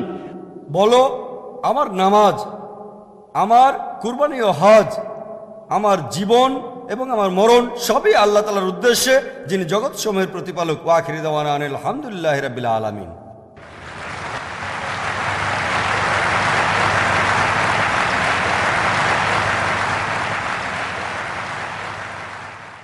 إن في خلق السماوات والأرض واختلاف الليل والنهار والفلك التي تجري في البحر بما ينفع الناس